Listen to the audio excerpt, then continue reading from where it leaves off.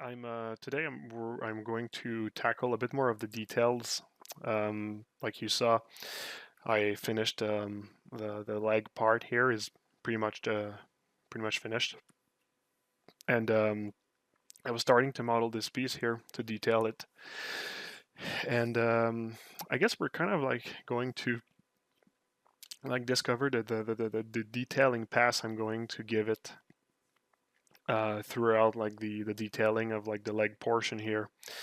Um, I find that when I start detailing a character, so adding the mid detail and the smaller detail, I pretty much like discover like the shapes I want to use. We pretty much established a few of the shapes I'll be using by creating the silhouette and the like discovering some of the shape language for the bigger forms, the bigger masses and stuff, the silhouette, the elements, and we're kind of going to use the same thing for the detailing of the character. Right now, it's not necessarily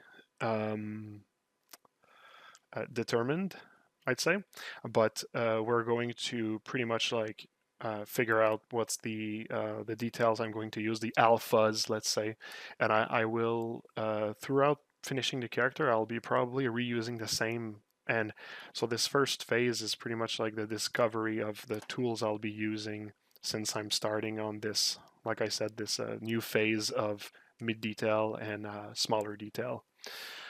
Um, so when I made the foot, it was pretty much the same exercise of discovering which alphas that I want to use. So I'll start by loading a few of these like alphas that I want to use throughout the remaining of the character. So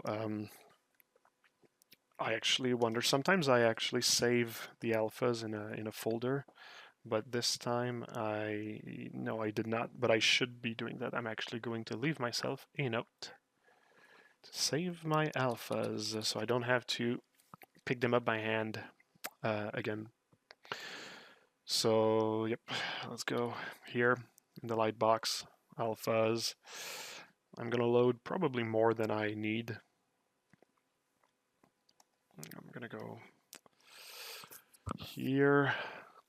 Those are some of the, actually those are the alphas that we sell on our shop. In the like we sell a package, a bundle of alphas, and those are the alphas in question. And I'll be also using some other alphas that my friends made, or at least my friends shared.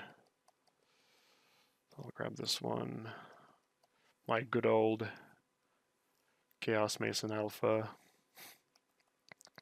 This longer line, this circular detail here, and I'll go shop in this folder as well. Grab a few other things. I like this one. I like this one as well. Let's grab this one. Let's grab a couple of more funky ones. This is a good one for edges. Those bigger shapes, I can always do them by hand, actually. Some here. Thanks for the follow, by the way. This shape here. This one. This one I like. This one I like as well. This is a more complex one.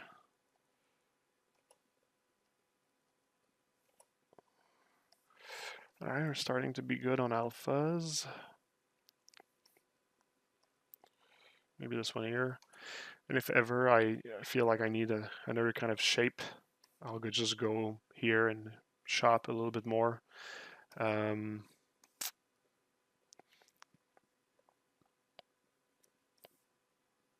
are really detailed. This one I like. Okay. There we go. All right, I think that'll be good for the moment. Ah, this one's another cool one. Yeah. Okay. All right. So what I do when I want to save the alphas I'm using is it's kind of a bit tedious. I'll create a new folder. I'll just save them here for the moment under the same name. I'll create myself a shortcut button so I don't have to click export all the time. So sorry, a little boring part here. It's not going to take long, a few seconds. At least it'll be done for the next time. Kind of show you a back end boring part of my preparation sometimes. Hey, Tiago.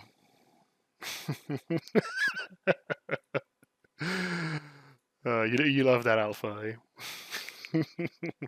I do as well.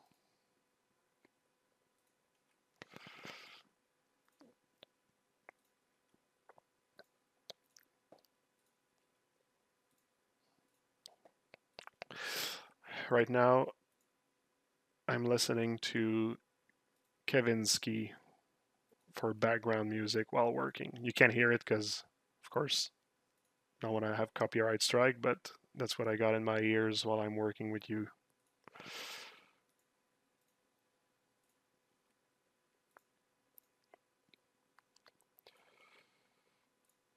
We're almost done with this. The alpha. Tiago, it's the alpha.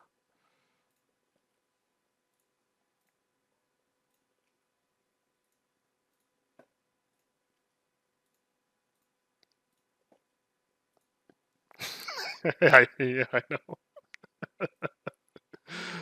Oh boy. All right.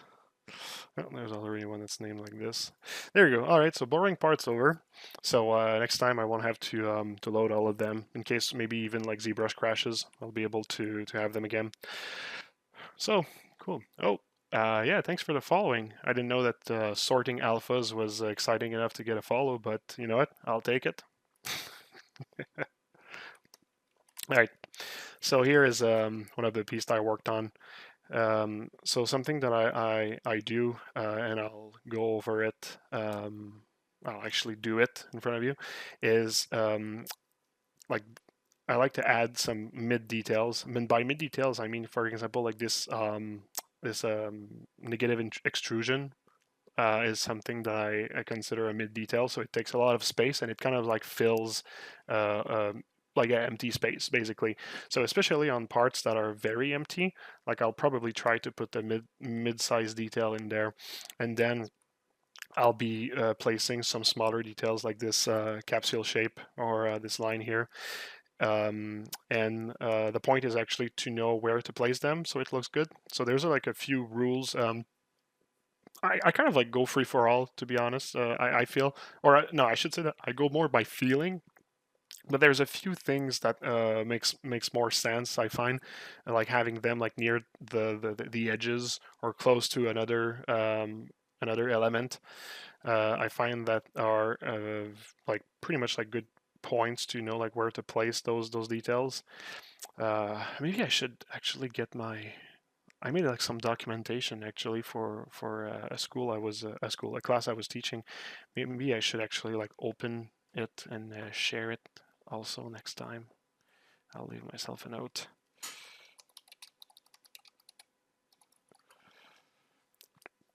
But I mean, they're so like intrinsic. I mean, not maybe intrinsic, but they're so like inside of myself those knowledge, and I always just like do them just by nature.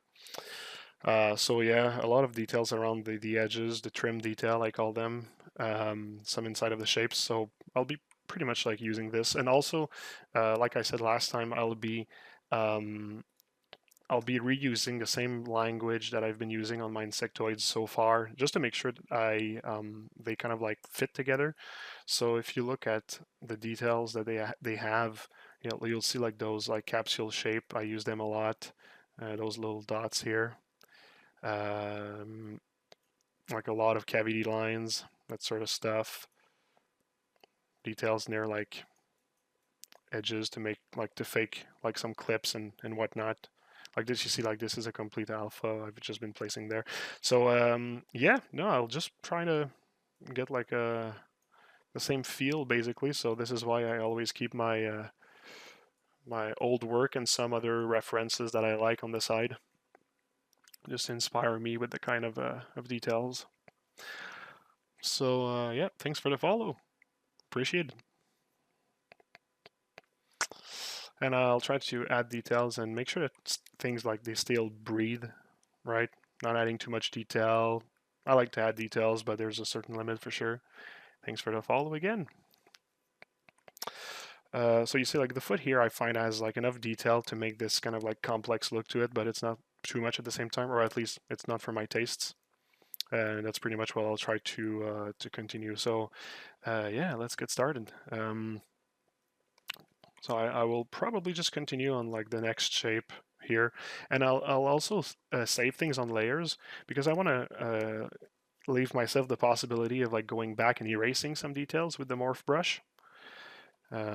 First of all, I just want to make sure before I commit to have a layer, I just want to make sure it's subdivided enough for the amount of details I want to put. It's a bit low. I could use another subdivision actually. So delete that layer, subdivide using my shortcuts, add a layer. There we go. And if I add the detail now, see it's crisp enough, looks good. That's going to be perfect like this. So on this section here, on this mesh, I already know that I want a separation for like this gray area. So I'll start by making, like I said, a mid detail, and it will be to push this shape inside. I actually have poly paint, so I'm gonna use a mask intensity. I have to deactivate my layer though. I'm going to use a mask by intensity here. Actually, it feels like my gray is as intense as the green part. Huh. Alright, so I won't be able to use mask by intensity. Mask by hue, it kind of works. It kind of like it's not really clean on the side here, but if I actually do this, reduce it, that's probably going to be good enough. Mask it, invert my mask. What I'll do is blur, sharpen, blur, sharpen, blur, sharpen, to kind of like remove the entire aliasing from the mask, and then I'll be able to push it. I'll remove my poly paint for a second, and the ways that you can push the mesh is I like to use a transpose line with move and a rectangle. Right click inside of the last circle right here. It does like an inflate. It's kind of quick, but it does those things on the edges. So I don't really like to. It's not good in all the situations. So sometimes I'll really just like push it manually with move. I'll use Alt so it pushes in the direction of the normal.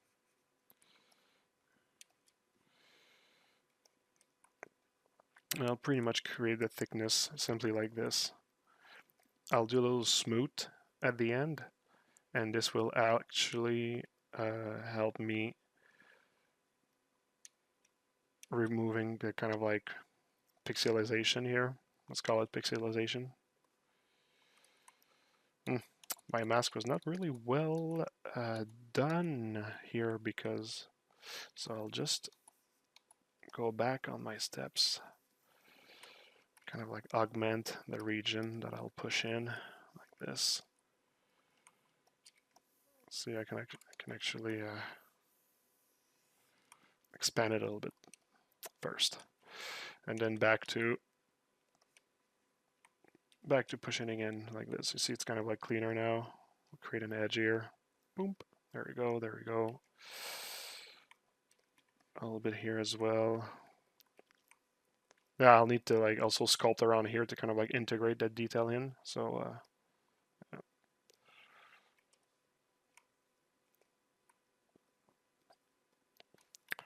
All right, it should be good. So if I put the colors back in, and now I will smooth using the smooth relax technique. around here to smooth it. So shift and release shift while moving your brush, while smoothing.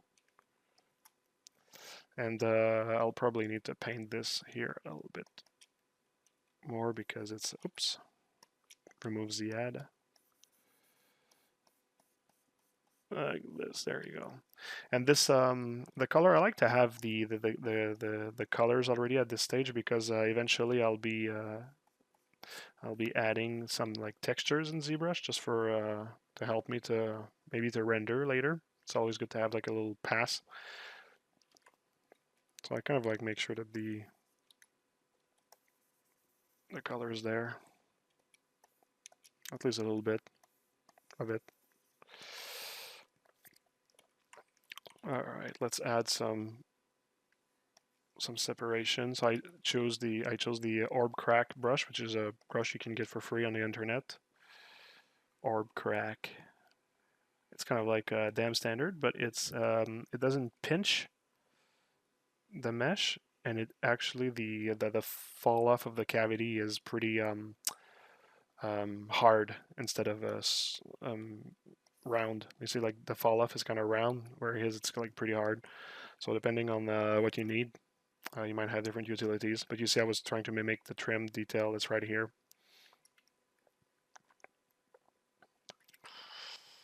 Is there some trim detail to add here? Here I'll simply use the cavity brush to oops, that's damn standard. Cool Guyver. Yeah, I don't really know Guyver that much. I actually modeled him in the past for a client, but I never really watched that show. Looks kind of cool.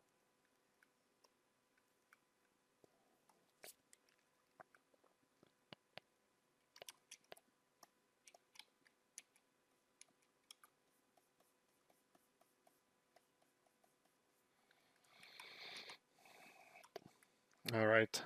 So in terms of the cavities of that model, that's pretty much it. Well, actually, no, we're missing something right here. But here, where the this part connects to the mesh, what I wanted to do is kind of like add a gray panel that kind of like hides the beginning of it.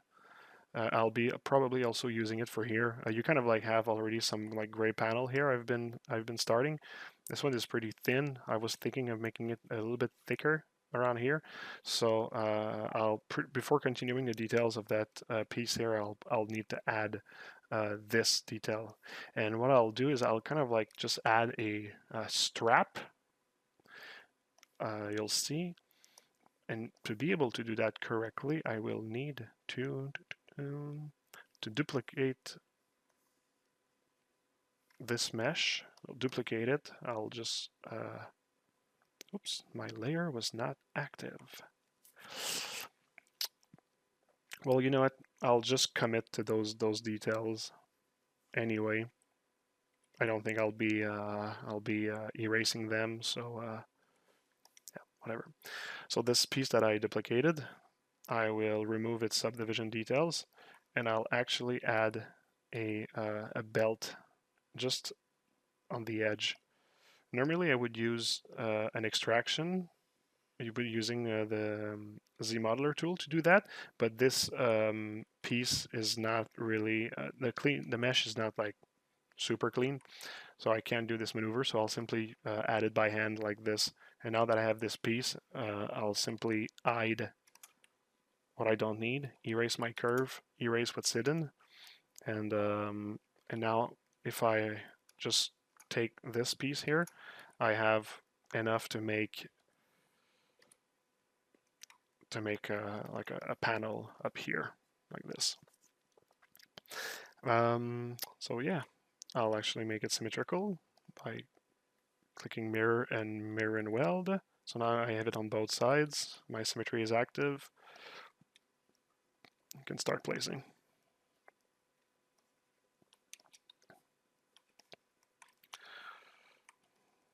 So move with Alt moves along the normal of where your brush is at the moment. I really like that tool.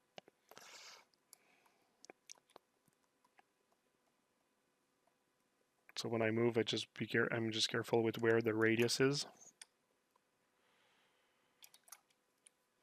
I'll make it double-sided for the moment.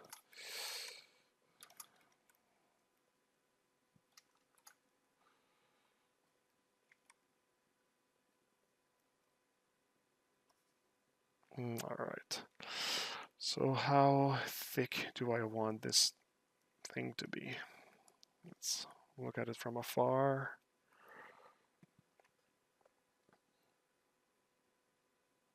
It's probably going to be enough. So it won't be like the same thickness everywhere. See, I'll just give a bit of a taper at the beginning. This piece won't cross the cavities. Ooh, I have a little artifact here. Let's clean that up. There we go. Nobody will ever know. Hide the bodies.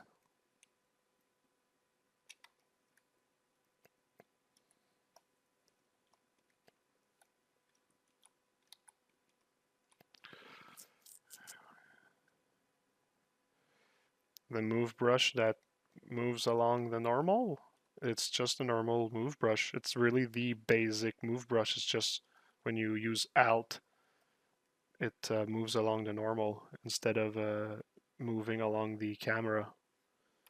But it's really like the base move brush. It's not even like move topology or something like that. Like it's really like the base move brush.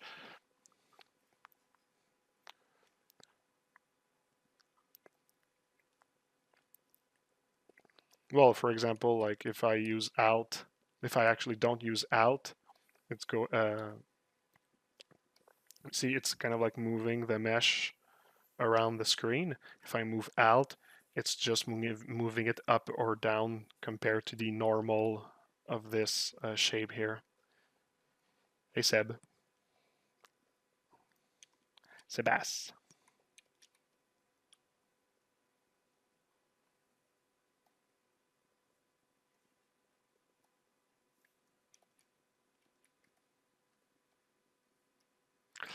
There we go. See, that's kind of good. So technically, if it follows the edge here, it should have like a nice curve to it already because I made sure that this plane here is clean. But we'll see. I'll add the thickness and we'll see how it looks. Oh, yep. An accent. I got one. Because I am le French. I'm not actually French. I'm Quebecer, French Canadian. And our accent is very different from a French accent. But I do have an accent, that's for sure.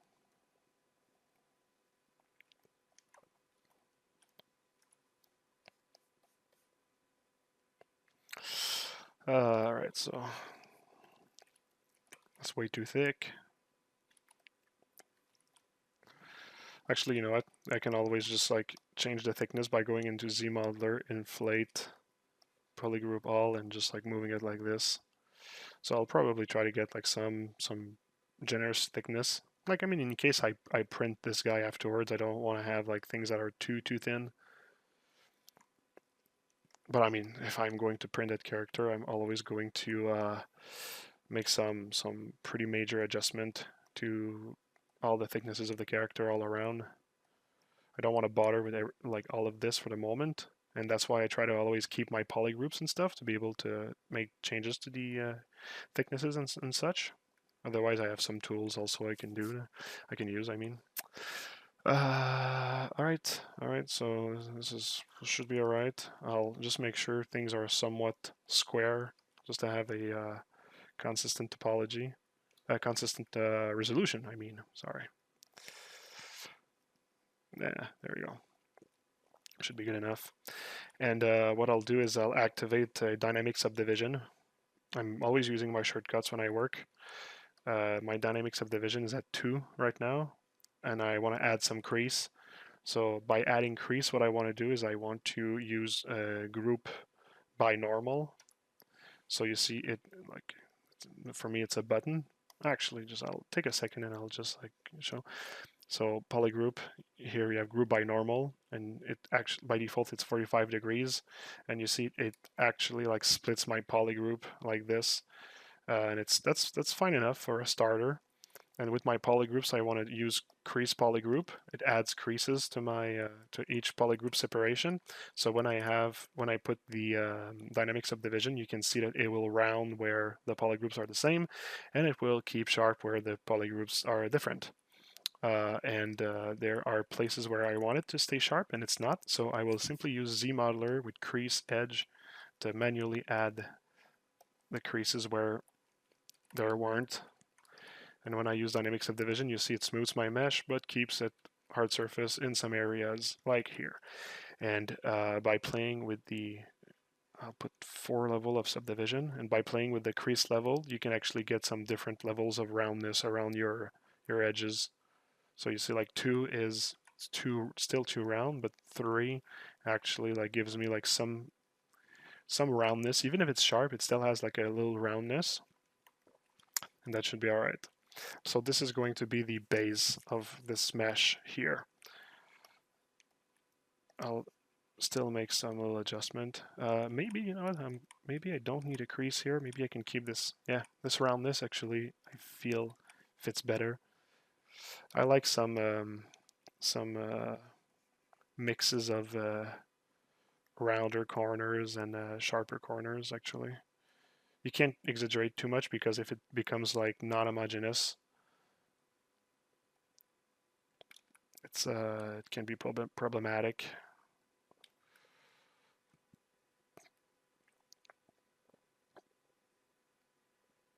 See, that's good. I'll mirror and weld all of that just in case it's different.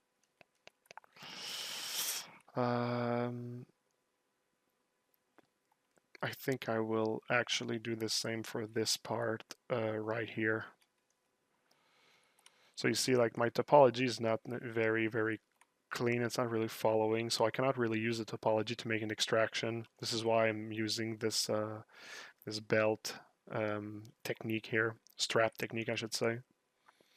Now the question is, like, could I use this belt and simply place it here? It's probably going to take more time than I want, so I'll simply do it by hand again. I'll make a duplication of this mesh, remove dynamic subdivision, grab the strap brush, which is called curve strap snap. It's doing something a bit funky here. I mean, if it really insists on doing this funky thing, I can always just fix it by hand. I'll fix it by hand. I'm not going to fight against it. So I'm going to hide and delete what I don't need. I still have my backup mesh here. And I'll just start placing this mesh where I want it. Try to make sure I have somewhat of a consistent thickness. Remove this curve. If the curve is the mesh is curved, I won't try to fight against it. I'll kind of like fix it later. Right now what I want is just pretty much like have it somewhat placed where I want. I didn't have to use my the quick polishing technique for this piece because this was already pretty clean, but I'll probably need to use it for here. So now that I actually kind of like have the thanks for the follow, by the way. Sorry I was not quick enough to respond on this one.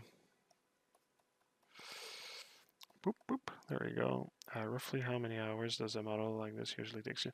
Well, I mean, take in consideration right now I'm kind of like teaching and sharing, so it takes me easily 3-4 more of the time that it would take me.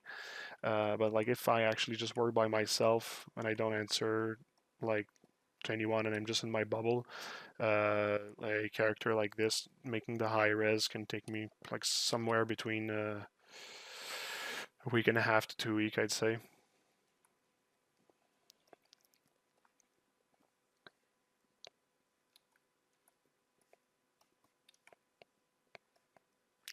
So, and I mean like 8 hours per day now. So now what I'm trying to do is I'm just trying to make sure that like it follows the thickness at the same degree. So you see that here it's very close to the edge and now it's further from the edge. I don't really like that. I want it to be pretty consistent throughout. Throughout at least this plane here. When it changes the angle, I don't really mind it changing as well. So you see like in this section it can be maybe a little like thicker. That's cool. That's cool with me. All right, at this point I'll actually reduce the thickness of this piece here. Because you see I don't really like need it to be this thick everywhere. And to make sure my thickness is consistent, okay, I'll add a temporary thickness here, simply to be able to place this edge and use the shift button to make sure it really stays the same width between here and here. And now I will go ahead, delete what I don't need, and now I have this shape here that is it's pretty clean.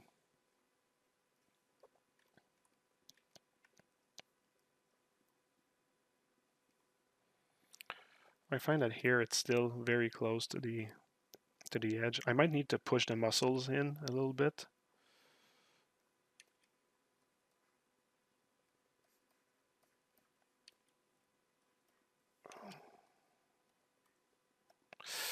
All right, this is clean enough. We'll add the final thickness.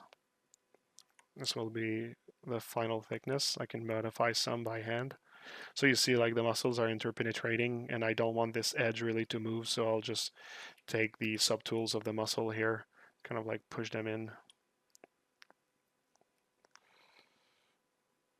To not interpenetrate too much with the edge. Should be good.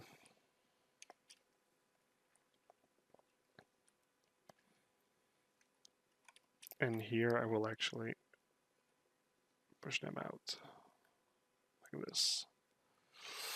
All right, the masses look good. That's good. That's good. That's good.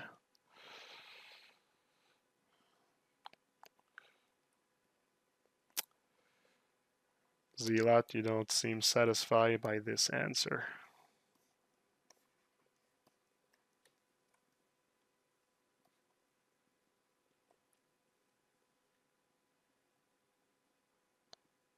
Yes, actually, I'm about to use polish by group. It's just I want to kind of like have a because polish by group is not a magic tool, right? I mean it's kind of like magic, but you can't really rely on it like too much. So I just want to make sure I still have like a good sense of the angles and the width that I'm looking for in my areas. And once that I actually have something that is already kind of like giving the result that I'm looking for, then I'll give it a final clean. So you see like it's probably going to be here that I'm going to do that, just to get rid of the unevenness that still remains. So I'll actually just group. I will group normal. I'll actually add the dynamic subdivision crease by polygroup. I'm not sure if I'm going to need 2 levels of creases. This probably will be enough. And at this point, I can actually use polish group. So you see, it kind of like gives a final like little pass, but it does change the angle. It does round some parts of it. So like I kind of like need to go back and kind of like insist on the angles, because you see there's like a harder angle here on the green part. So I want to make sure that the gray part also follows this.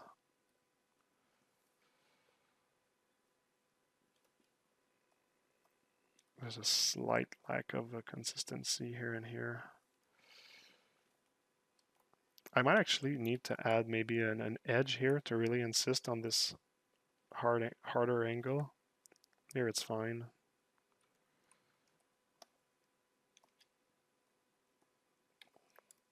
See? That'll be good.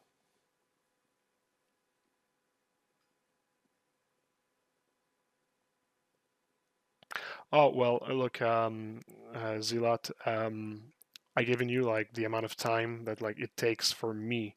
You should not stress yourself to be at that speed for the moment. Like I've been doing that for so many years, and like this is my craft, like it's really my thing. So it's good to give yourself like a goal, right?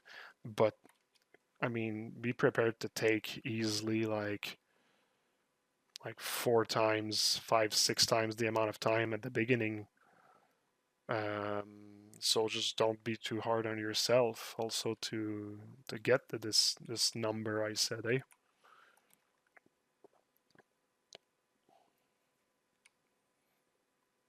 Because also sometimes you kind of like need to take your time to really like study the ideas of the technique and that sort of stuff. The same way you would study anatomy, you really need to, you can't really rush into it. I mean, at some point you'll be able to make anatomies really quickly because you're just simply reusing what you already know and you kind of like speed sculpt it a bit. But before you're able to really speed sculpt anything or go fast with some things, you kind of like need to just be really comfortable with the technique and give yourself the time to try and again, that sort of stuff. So now the question is, do I want to actually keep the same width along this line everywhere? I like to have the thickness of my lines changing sometimes. So you see where it actually hits this corner. Now I like it that it's actually a little bit like thinner like this. It kind of like creates like an offset, or at least that's what I call it, like offsetting things. And offsetting can be made like so many ways. Like for example, if there's like a cavity that follows this corner here, I like sometimes to like kind of like go outside of it and be on the other side now, like offsetting it basically. Or let's say if you make a line and you do like this kind of like dent kind of stuff, it's also what I call an offset. So it's basically like following a line but offsetting for a second, then coming back. So I'll sometimes use the word offset, and this is what I mean by it. So there we go. So you see, I'm pretty much done with like these borders here. So what I'll do is I will save. Boop. There we go.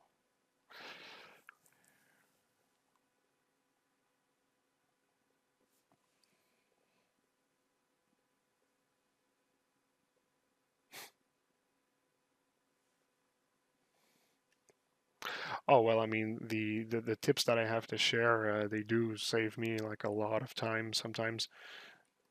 So yeah, I mean stick around, and I mean you'll pretty much get to see like everything that I use to do those kinds of robots. All right. So let's go back to this piece here. Let's create a layer this time and use it. And so now what I'll do is like I said, I'll go back into like the mid details. So earlier I actually I added this part, this mid detail here, and I'm not 100% certain that I actually liked it. And I told myself, well, let's look at if I actually add the continuation of this mid-level detail on this piece here, will it like help me, or will it look too busy, or like I don't know. So first I need to kind of like draw like a shape that I feel is harmonious, like in harmony with the other line flow around it. So if I use this line as a line flow, this line is a major line flow. So I kind of like just try to have something that pleases my eye. So like you see, in terms of line flow, like this detail actually could work. I could probably try maybe to extend it up to here.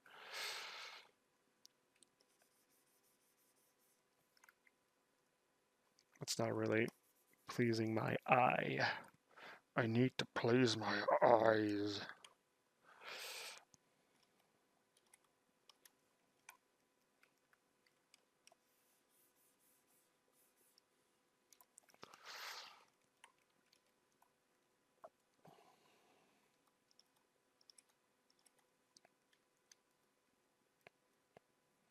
Ah, all right. So you see, like the shape here is it's pretty good. Let's control click to. Oh, I did it in the opposite direction. Did I? No, no, it's fine. So if I push it in after I made this kind of blur, which is just like control click inside of the masked zone, it masks it in only one direction. So now I have like this shape here. And do I like it? Do I think it's too busy for this section?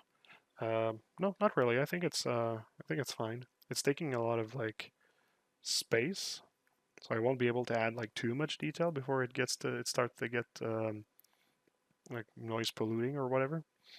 But this is fine. And for the small pixelation that you see, I just give it like a super quick and light smooth pass right there.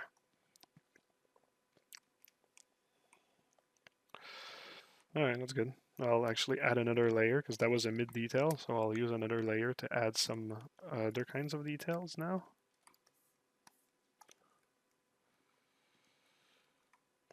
And I'll be adding some smaller details. So I'll be pretty much doing the same as here.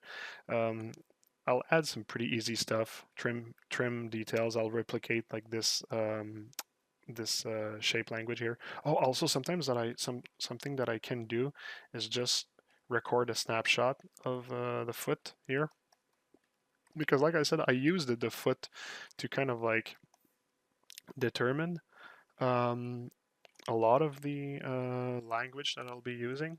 Oh, I'm gonna let it save. A lot of the language of the details I'll be using.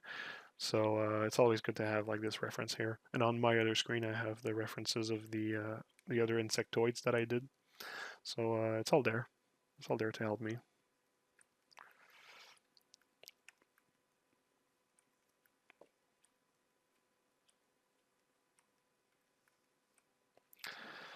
All right. Well, what I'll do, I'll use my the simple standard brush.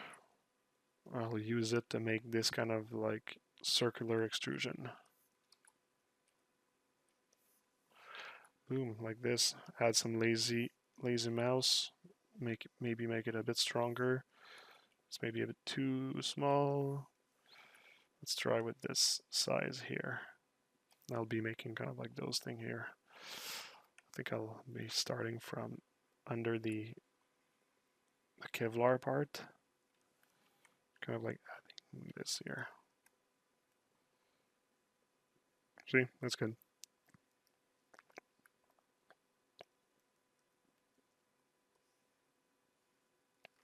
So kind of like just like mimicking what I already have on the plate under. Like I said, giving it some homogeneity, making it homogeneous.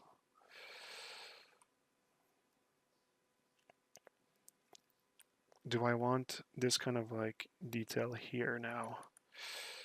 Let's see. I can always undo. So having it overlap over this part here. Well, I mean, it kind of like harmonizes with the detail that I put right here. So I think I can actually maybe try and put one line maybe here. It's very close of this one. I don't want those lines to be those details to be so close either. But let's try one here.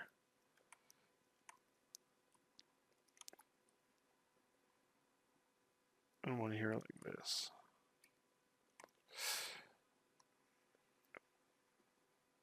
It's not clean enough for my tastes. I might actually need to do a double.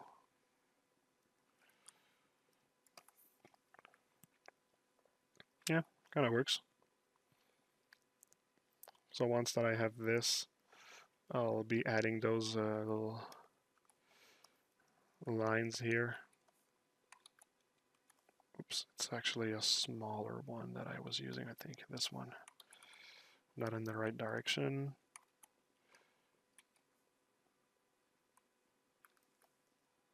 So is it cool that it's crossing? Ah, you know what? I don't know. I don't know that I like it. I might be using some line language, but not right next to it like this.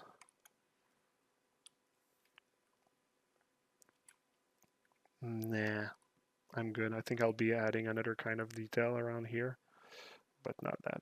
Let's concentrate on this gray part now.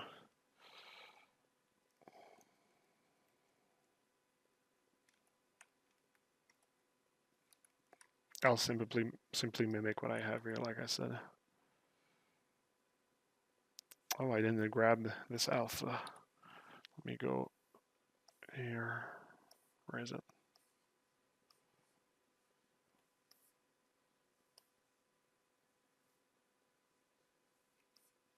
Oh, it's this one.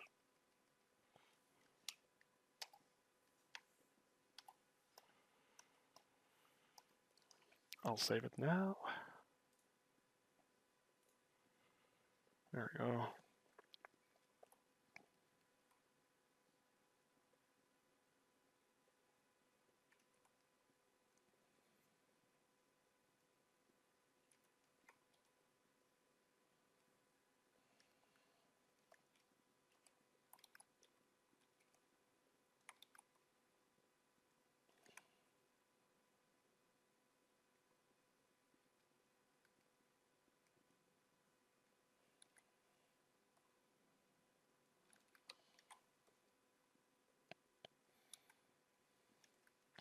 So I'd like to not really affect the green part while placing this alpha.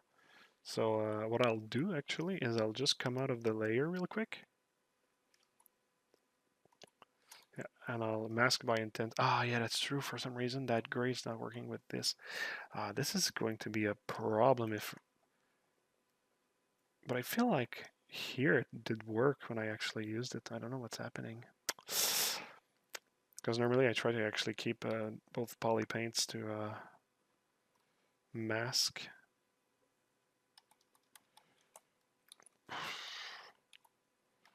Yeah, weird. Weird.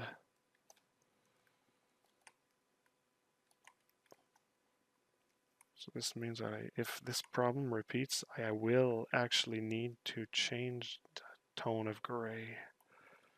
But it's weird because if I take this piece here and I try to mask by intensity, you see it's actually masking it well. So maybe it's that the...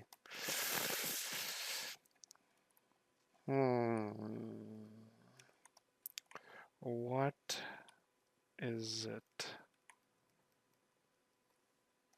I'll try something.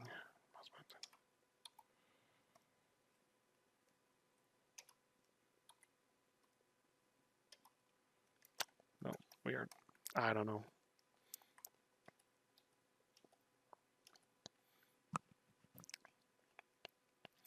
Okay, well, you know what? I won't be bothered by that too much, but I will need to figure out what did happen. They're using the same green values and such. Anyways.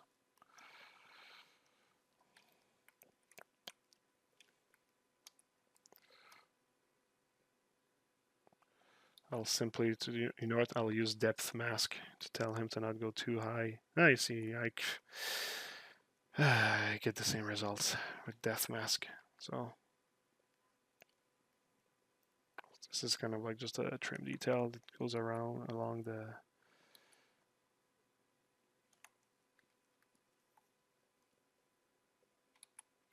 This one is not necessary.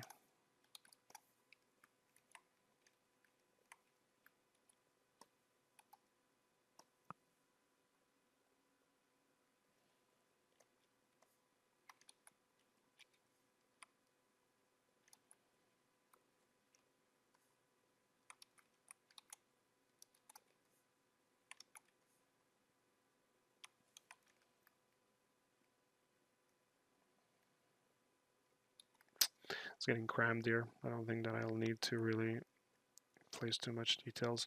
I'll actually place a little bit of like mid-level detail around here.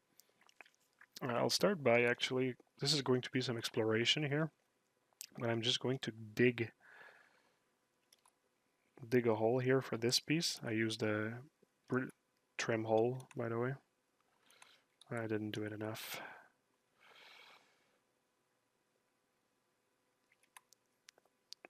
It's kind of like just to dig like some hole for this piece here. And about the tube, where do I want the tube to go now? I'm curious what I was using. They didn't keep doing models over. I've been using my Dynamesh for everything. I use Dynamesh when I do the blocking, but once that I'm ready to place some details and stuff, I usually Zbrush just to make things lighter for the scene, make it easier to just turn around and such.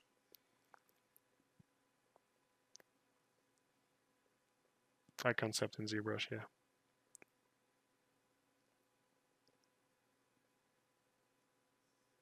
Yeah, working with subdivisions makes the whole scene go much faster because it can compress your model while turning it and such. So no, it's faster, yeah.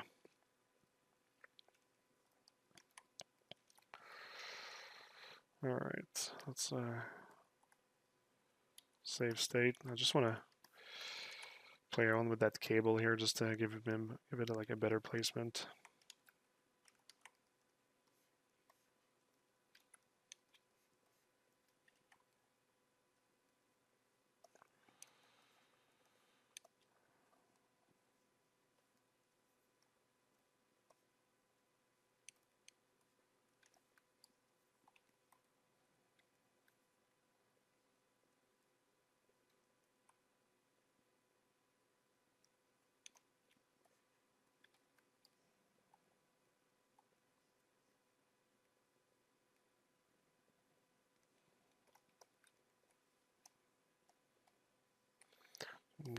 That's already better like this.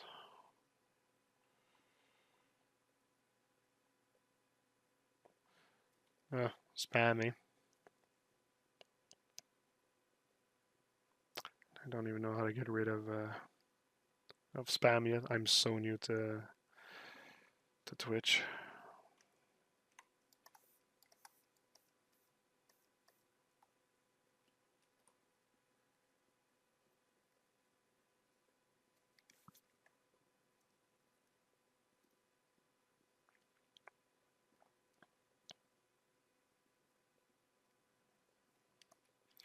Here it's not really clean how this whole thing is getting in, but like I can try to just make like a little section, like if there was like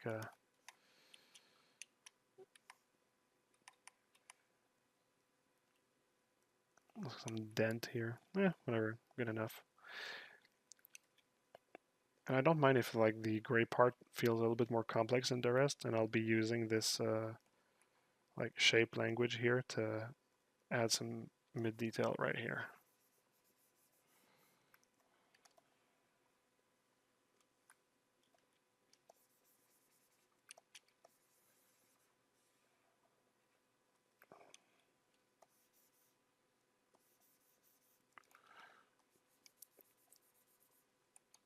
So again, giving it some, making sure that the, let's say the framing or the canvas of my mask kind of like follows the lines around.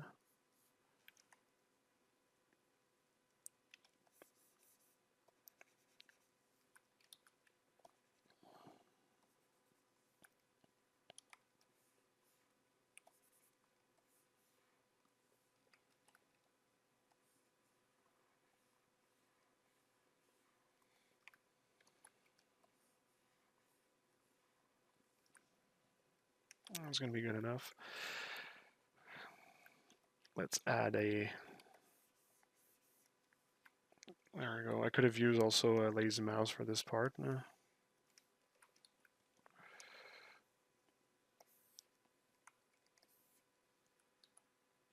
Let's just experiment a bit, which feels good to the eye. Yeah, feels good enough like this. So I'll take that, blur sharpen this, push it in.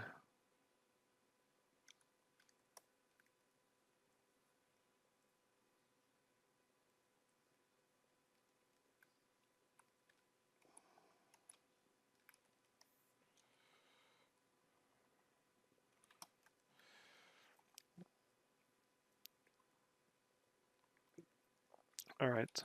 The only thing is that I find that this line is a bit frail, so I'm just going to make it a little bit thicker.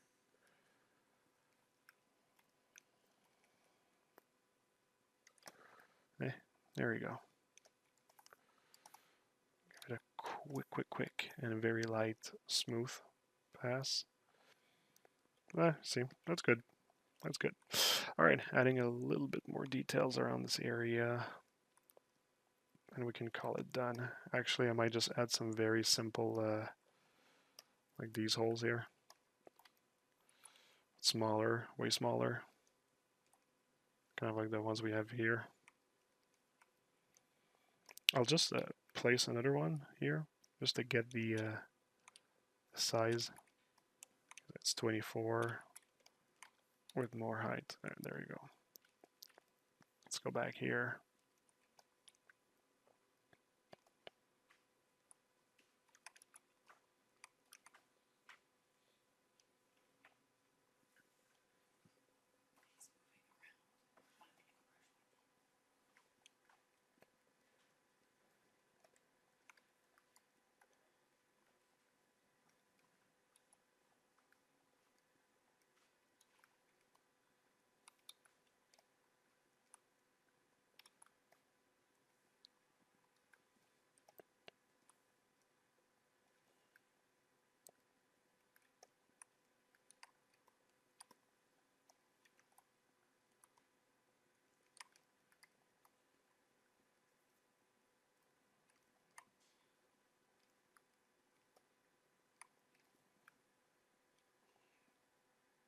That's cramming too much details here.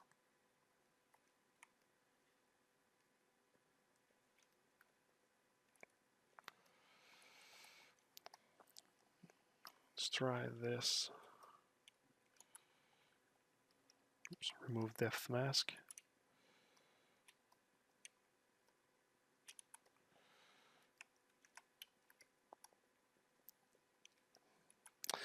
Yeah, I don't think that I need much details there, eh?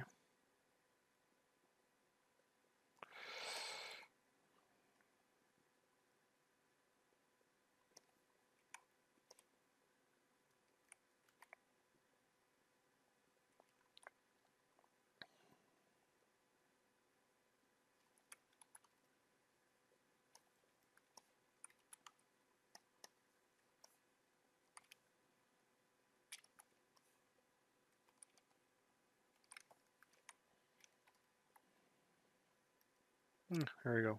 Good enough. Good enough. So let's add some details on the green surface here. Let's just go with some typical stuff. So this capsule shape that I've been using. Where is it? Where is my capsule shape?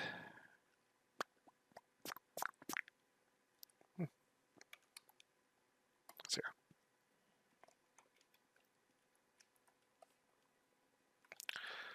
The depth of mask will restrict how high an alpha will go. I use it near corners and such, and how high or how low. So when you're working in a tight area and you don't want your alpha to go too high, like so you see, like it's kind of affecting the green part here when it actually like tries to go too high. And if I actually use a depth mask, you have to choose the right value, but you see it's like less affecting how it touches the green part. It's maybe not the best like area to show you really the strength of the depth mask, but I use it constantly. I just want to make sure I'm using the same size for yeah, there we go. Oh, if I place 2 details here, is that too much detail? It is too much detail. All right.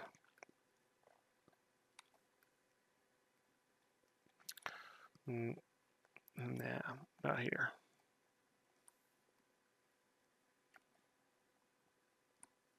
On each extremities here.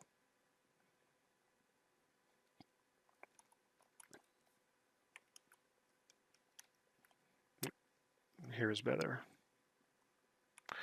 I like to actually have those like detail kind of like pointing in the direction of a corner sometimes. And this is kind of like a round corner. That's why I placed it here. And it follows the same line flow as the rest here.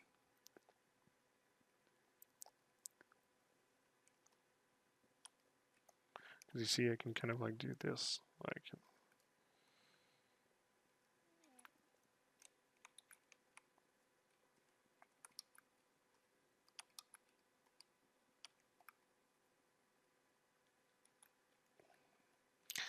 It's a bit nowhere. Here it's good though. But you see, it begs the question: do I like? Would maybe like a bigger detail actually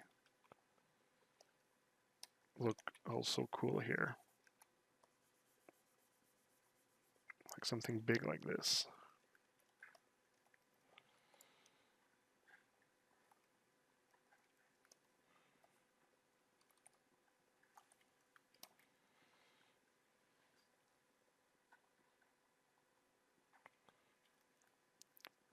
It's kind of cool.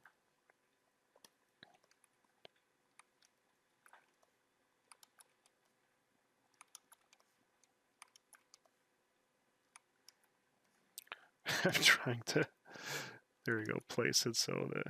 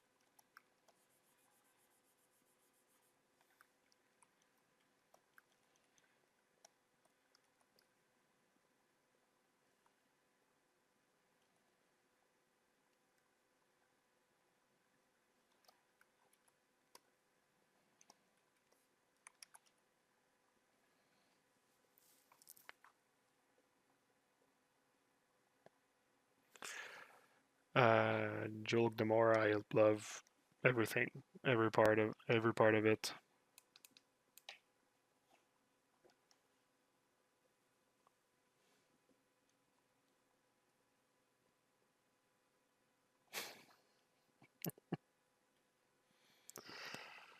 Good dad joke.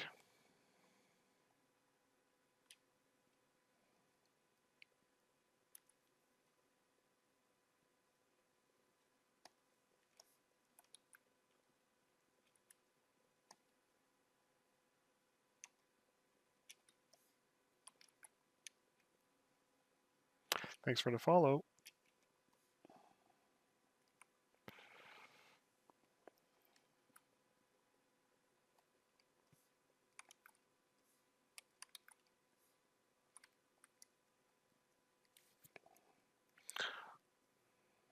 Oh, I like this detail here because it kind of like follows this kind of like line flow here.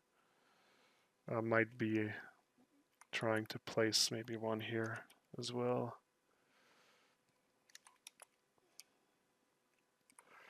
Of course, I'll need to move this rim detail.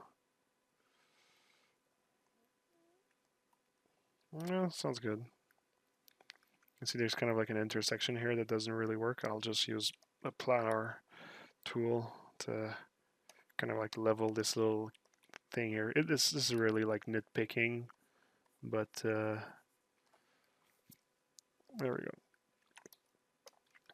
And now some like bolt detail here or something, I guess.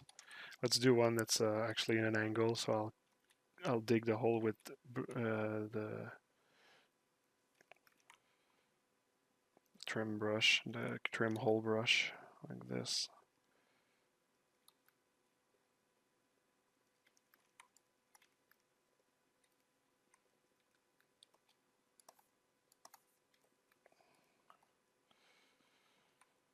And I just need to place some alpha in there. Does this one have subdivision level? Yes, it does. This piece. Alright, I'll place it on this subtool here. So I'll just place like anything. like a simple one. Oops. I think it's in here.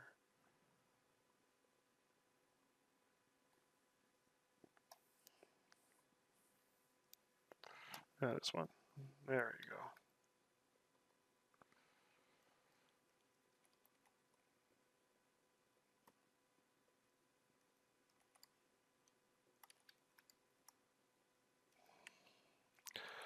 Place it on its own.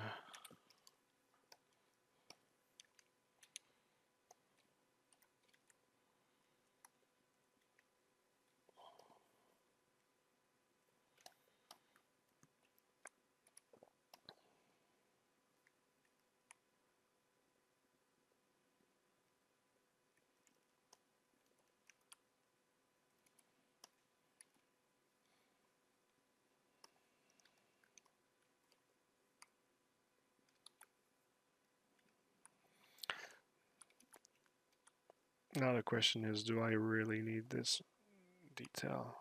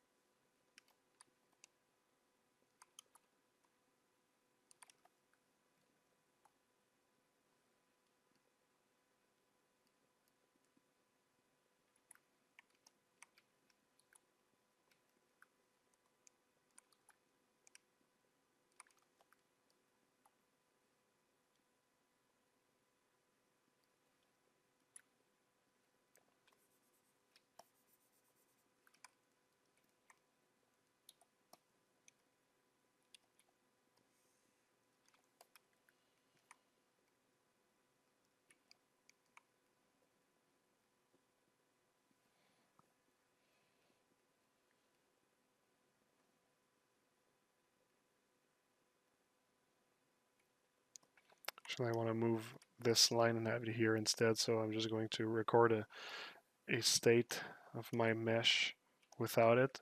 Use the morph brush, erase this detail here, and then place it back somewhere else.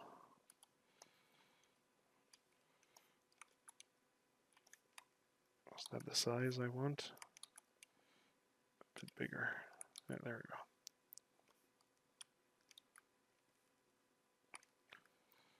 Nah, it doesn't work here.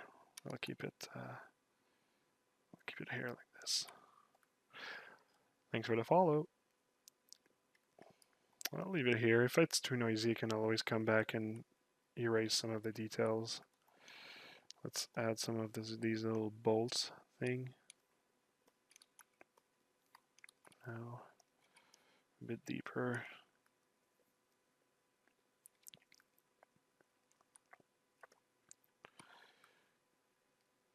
You see, at first I put a line like this on the other side here, when I feel that just having like this little detail is a good continuation to this, this line here.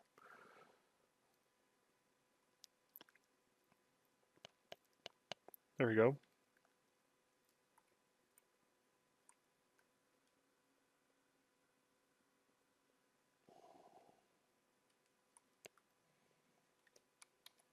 Just want to try something. I'll put it on a layer. Maybe I can delete it if I don't like it.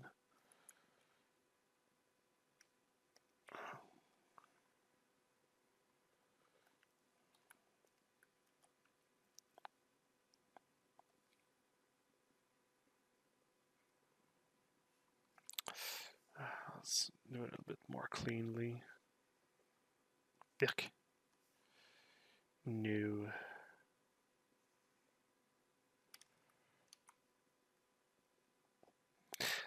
Now doubling down on that detail is not good. You know what? That's going to be good enough like this.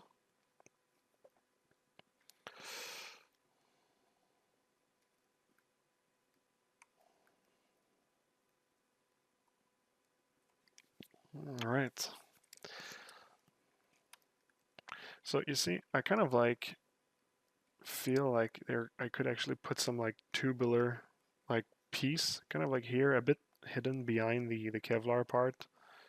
Could actually work as like a cool like transition detail between the green and the Kevlar. Not that it really needs it, but I just feel like trying something. So first let's save my file. And I'll just go grab some like tube detail that I've already used on my previous model. I'll just use my mesh, try to kind of like find one.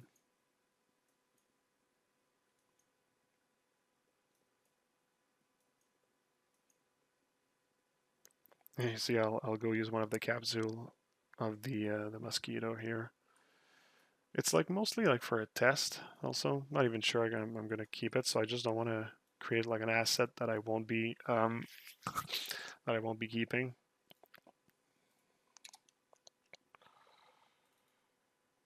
Did I keep a what's tank? That's a bigger detail. Nah, that's too big. This tank is too big.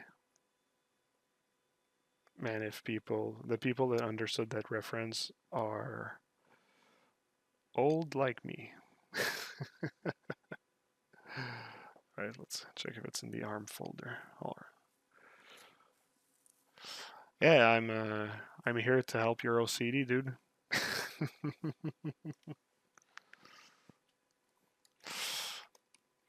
See, it's gonna be perfect for testing what I want. This is the arm of my mosquito. Boom. Let's place it. Insert. Go get it. Get it.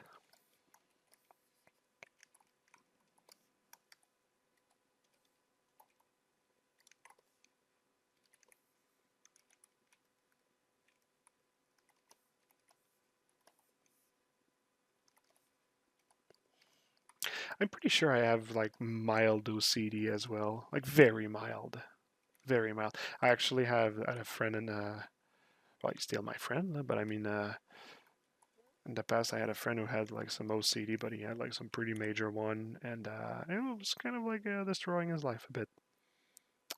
So I can't. If I actually have OCD, I can fairly say that it's extremely mild because it is not affecting my life, if that's the case. All right, so I'll try to place the cylinder around here. It might be a bit too big for what I'm looking to do. Um, you'll probably get an idea of like where I'm going with that soon enough. I'll just rotate it a bit, kind of like get a part with some interesting details, like this.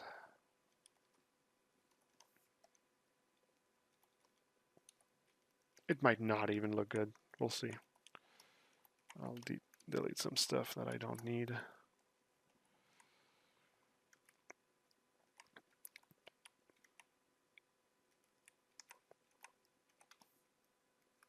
I'll make this section a bit bigger. It's actually offset the rest of the tube.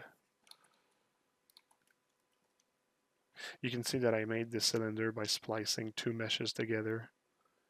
It's like sometimes I don't work really cleanly.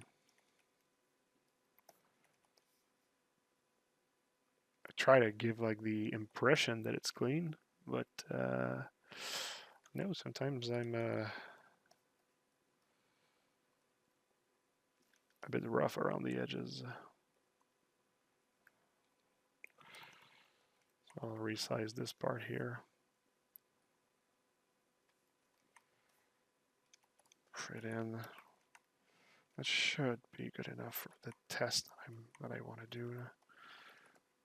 Place it inside of the mesh. So now I know that I have like somewhat of like an internal detail in my model here. And what I'll do is I'll actually see if I was to use like a mask and push the mesh in, if it kind of like reveals inside, will it look cool? That's a question. So let's test it. I have no idea if it's going to look good. So I'll take my mesh. I'm going to actually apply the dynamic subdivision that it add. I'm going to subdivide. I'm going to place a small detail to know if I need to subdivide more before I go ahead. So you see, like, I need to subdivide more because it was a bit too pixelated. This is enough of subdivision, so that's good. And I could have actually erased the inside of the mesh just to remove some polygons, but it's such a thin mesh, especially around here. I don't think that I'll do that. So save a mask. Save a mask. Wow. Save a layer. I'll put a mask where I might want to push this part in. All right. Thanks for the follow.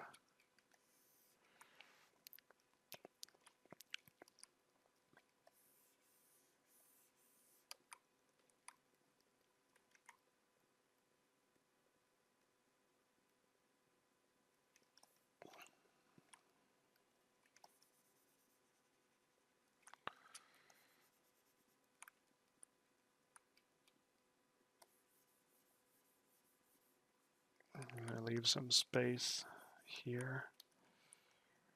Or actually, maybe I don't need to. Well, it'll be weird with that, like, you know, that detail here. I actually am gonna make sure to kind of like leave some space here for the shape of, to add like a the continuation of like this capsule shape.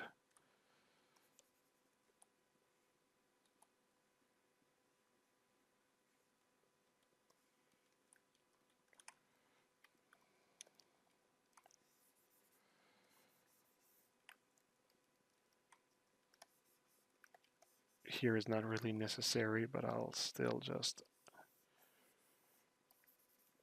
kind of like make sure it's somewhat clean.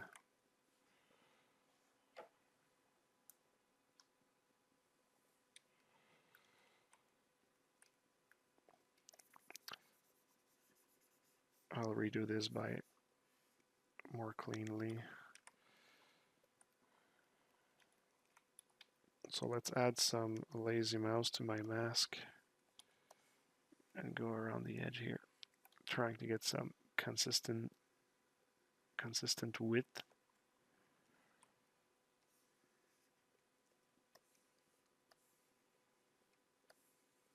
Here and here. And yeah, to get that capsule shape, remove the lazy mouse, and I think I'll use a circle mask just to like circle this part here, kind of like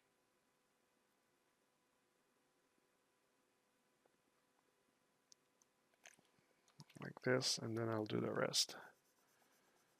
All right, so now the capsule shape is actually respected here. And do I want to?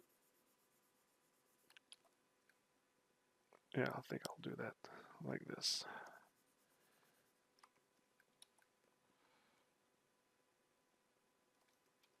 Do I like this corner here like this? Like a little triangle thing. Okay, let's try this. All right, so sharpen, blur, sharpen my mask. Let's see what what result it's going to give. So like if I inflate, it's actually gonna explode on itself because the back is also unmasked. So I'll just mask this, and now I can inflate this inside. It's going to clip with the other part here, but I'll fix the back after if I like the results. So you see by pushing in, I'm kind of like revealing this kind of like, let's call it the mechanical gut of the model. remove the mask. I'll smooth the edges a bit to remove the pixelization.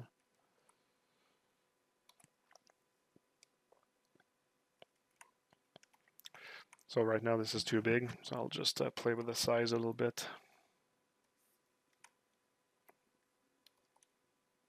I just wanted it to feel like it's more like inside of the model.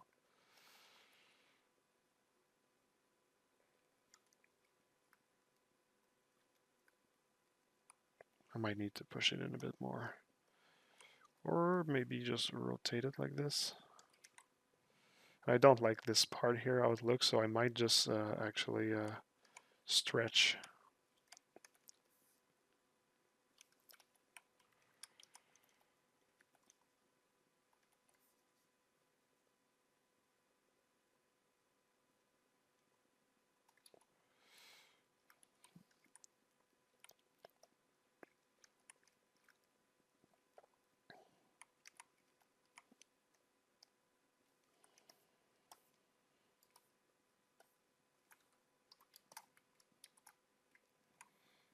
I'll actually duplicate the mesh.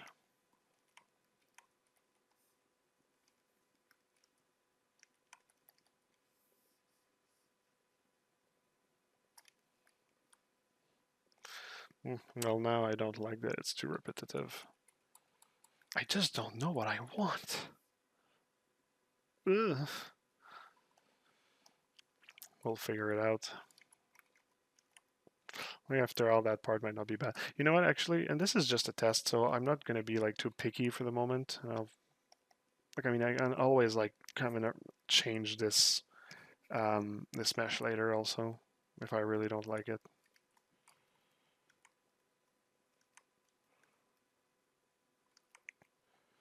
Alright, so I'll resize again. Since I added the symmetry on the other side, if I use size and I resize, it's going to go inside of the center of the scene. So just activate local symmetry, boom, here, to make sure it resizes using the pivot of the brush.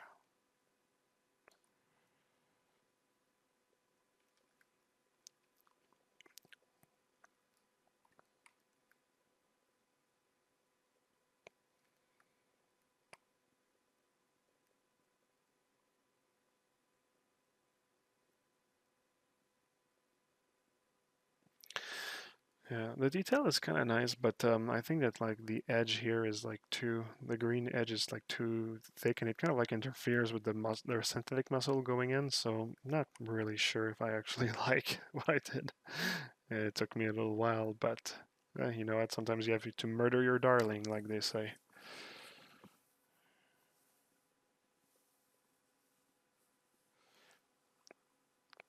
Ah, yeah, as a modeler, sometimes I try to not be like too perfect with it because it can be like a trap, and you can get stuck into like being too precise.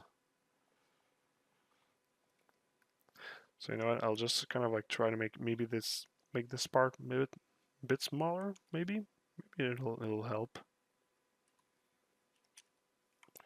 And I will do that by recording a save state of the mesh before.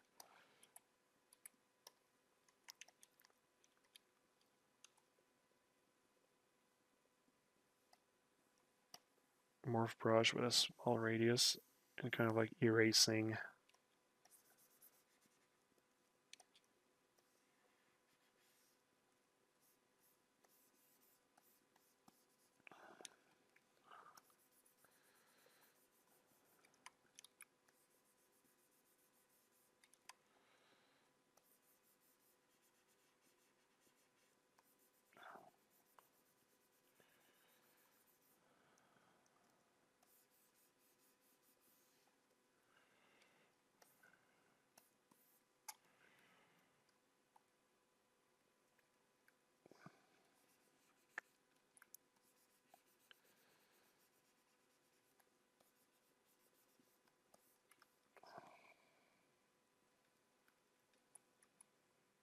Hmm.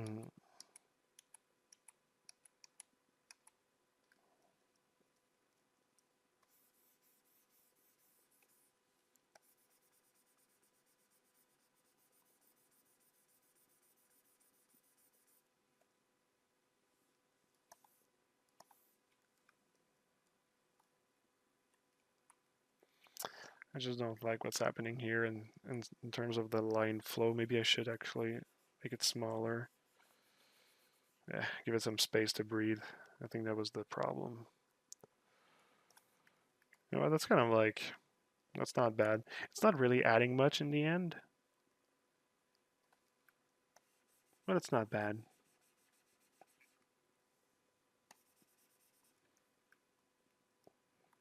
Yeah, it's really not adding much. Whatever. Eh, it's there, it's there. Let's keep it.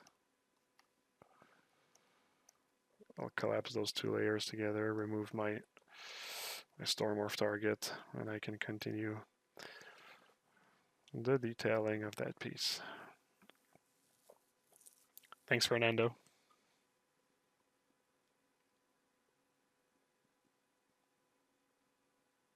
Oh, you need to have good proportions for sure. I mean, this character, I really made sure that I was happy with the gesture and the proportion of the character before going in, like the size of the head, the size of the body, the length, the like the line flow of the posture and that sort of stuff. It's pretty important, very important, because like from afar you don't see the details, so you need to still have like something interesting to look at. It's very important.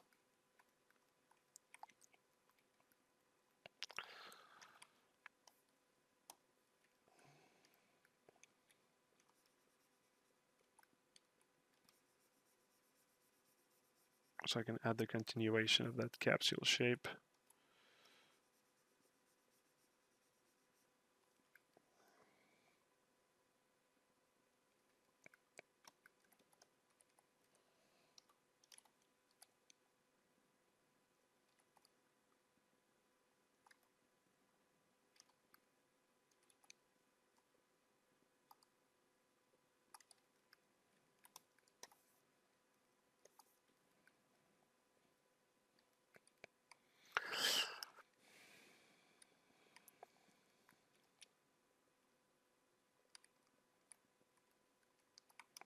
I'll try something. It's a bit, will be a bit dirty.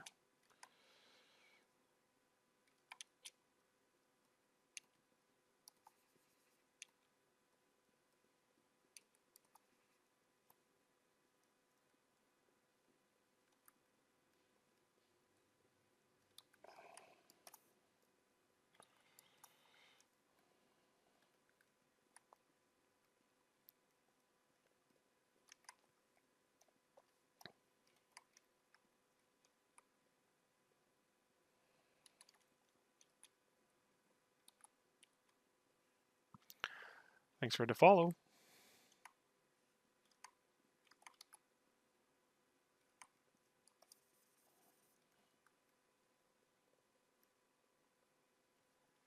And thanks for the follow as well. You are all welcomed into my Sculpt Soirée.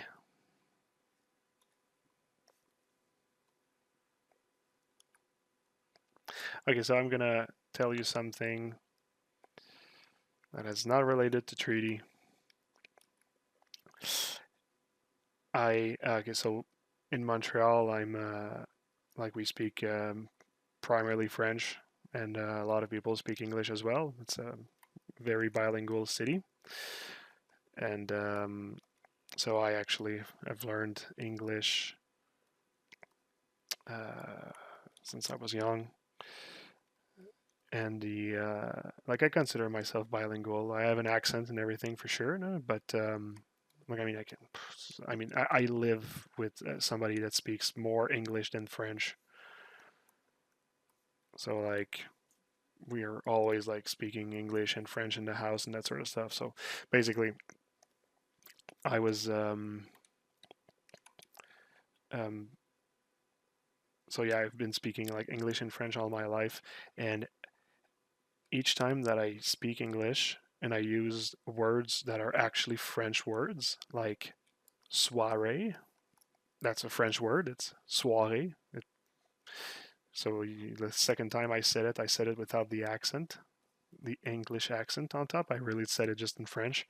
And I'll tell you, it really bugs me when I do that. And I do it because people that speak English, if you say the French word, the word that's actually taken from the French, if you say it with the French accent, they might not like understand the word you just said, right? Because they're not used to hear it like this.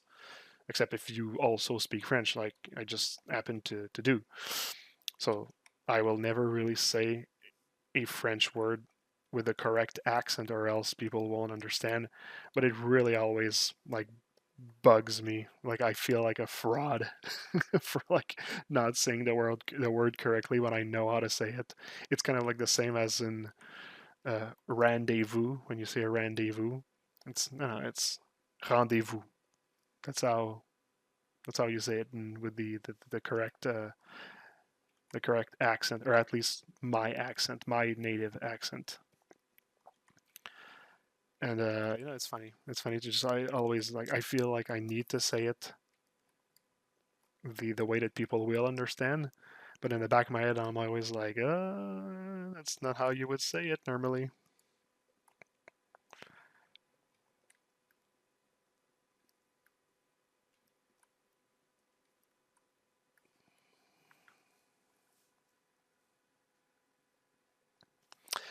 Fernando, yes, everything I did was in ZBrush, 100%.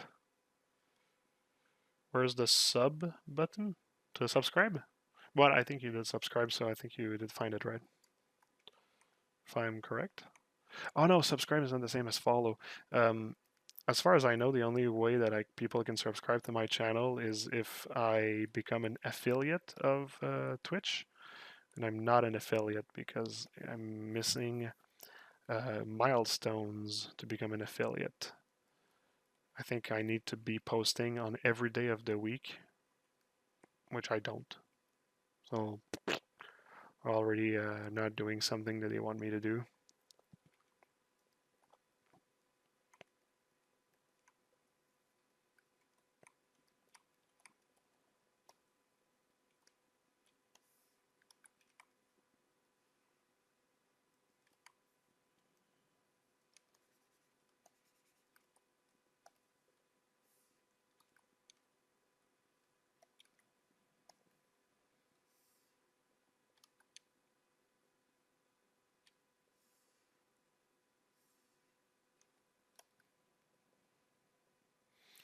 So you see, I could just make the same detail as here just for the sake of consistency. You know what? I'll start to actually place like details on all the other remaining subtools, or at least the ones around, because doing it one at a time, for a reason, for a second, I was like, oh, this is gonna help with the stream and everything, compartmentalizing things. I think I said that word correctly. I always miss that word. I like don't dare to try to say it again. But yeah, I thought it would have been a better idea to separate in sections, but I think that it's actually going to work better if I just work on all the adjacent pieces at the same time.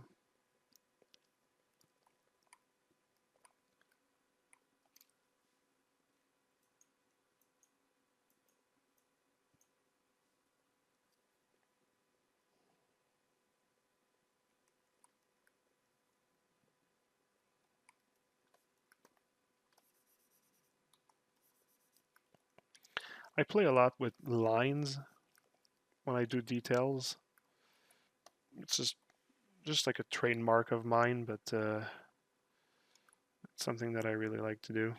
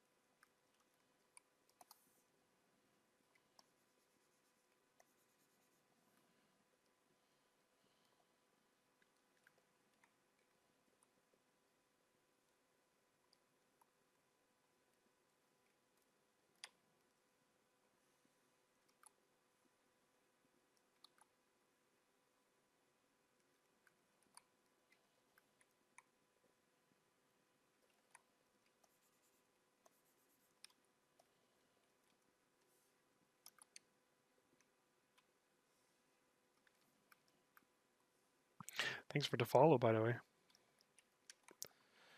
I was deep in my thoughts.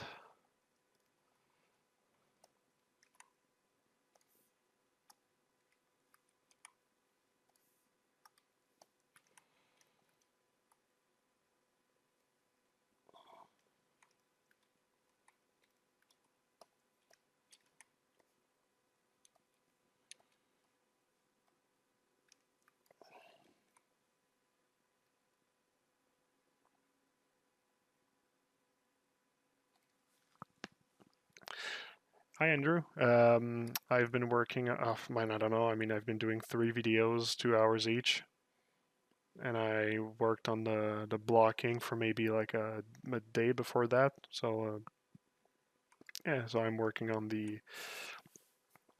It's been a few hours,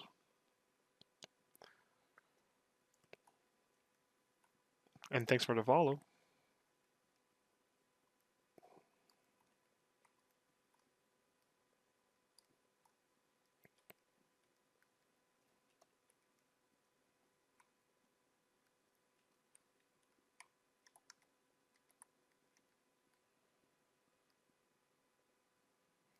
I just saw something I don't like on the butt muscles. I'll try to squish some of the mesh together because I don't like how the cavity is like lost here. It's such a small detail. Sometimes I get lost in stupid stuff. But my brain is like, no, you have to fix it or otherwise it's the end of the world. There you go. Ugh, it changes everything. Yes, I'm being sarcastic. Oh, I didn't have symmetry on that thing. I need to...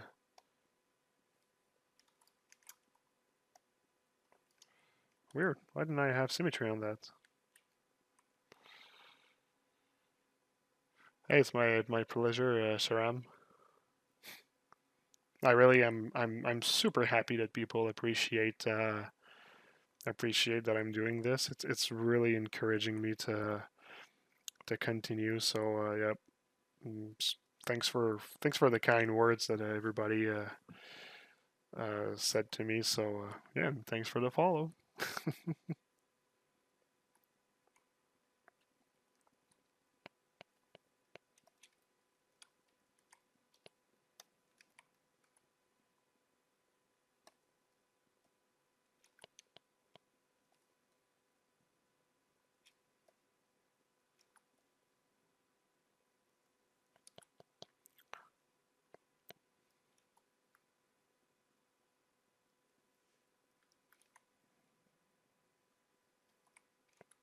I just want to add a little offset here, but like the alpha is kind of like dragging the topology when I put it near the edge. So I'll just use a backface mask when placing the alpha. This way, it doesn't really drag the edge too much. I'll remove that lip detail here. That's smooth.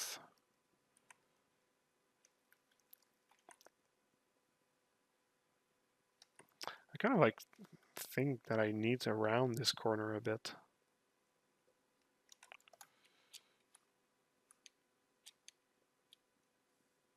Whoops, actually interferes with the other side. I need to change the angle a bit. So if I do this, yeah, there we go. This time I didn't touch the angle. Smooth a bit so I get the same roundness everywhere. Edge polish to remove the artifacts. It's kind of like better like this actually.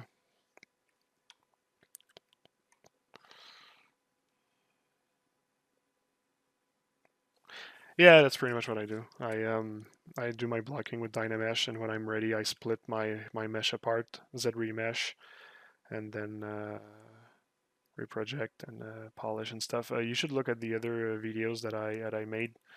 If they're not available on Twitch anymore, you can go on our YouTube page to look at the previous videos. You'll see I actually how I split all this model. Actually, I'll make some publicity right now, but like if anybody's interested to see more of the videos, you can go on our YouTube and you can just type in Chaos Masons, I guess. But another way to just get access to like everything that we do is you simply go on what did this window open?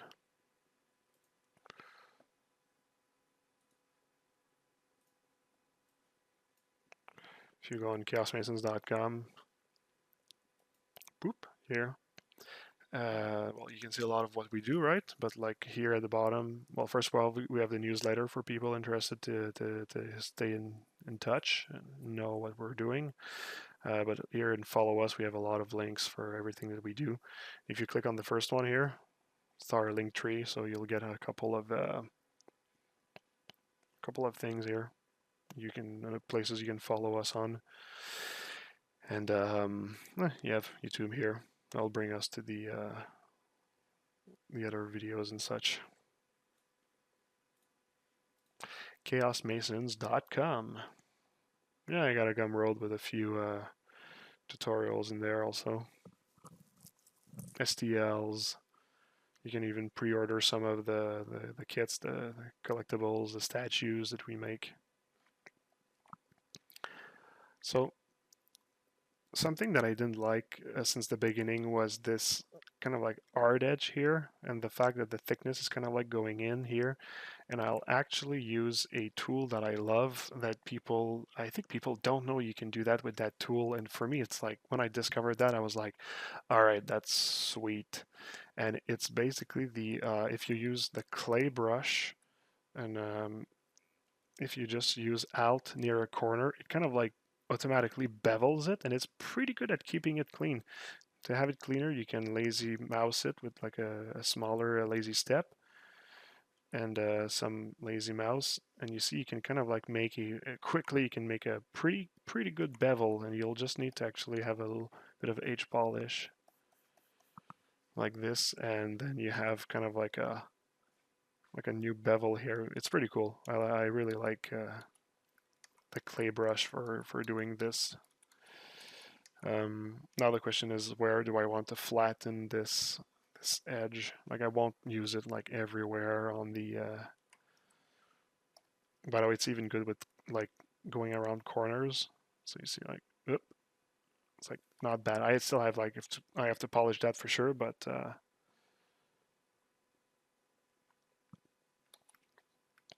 I'm probably gonna use it like here, not here. Do I want to go around here with it? Yeah, probably, and kind of like the equivalent on the other side, somewhat symmetrical. Let's try that.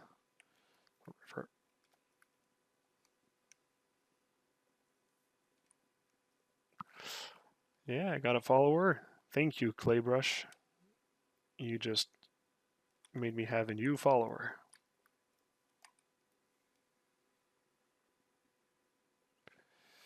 Woo! Alright. So you see I need to clean here, especially because it kind of like, it doesn't have the same thickness.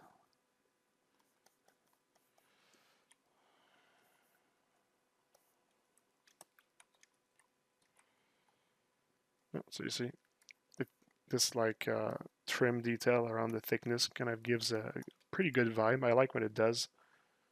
I like trim detail thingy now. And I'll get rid of that layer. That's not necessary anymore.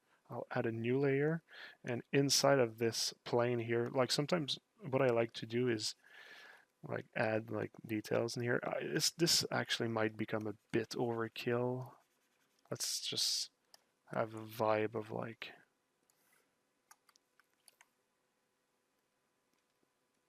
it's too thick.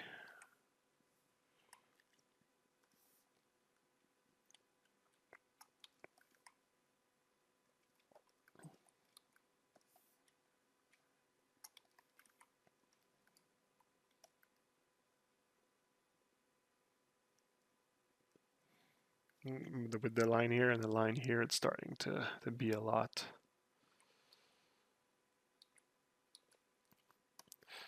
You know what? It gives me the idea. Maybe what I can do is this. Okay. Apply it. This is a. Let's just test with like a small detail. No, another subdivision level is required. All right, we're good. And I'll actually kind of like continue the detail, but here. So now it feels like both like pieces are kind of like interconnected.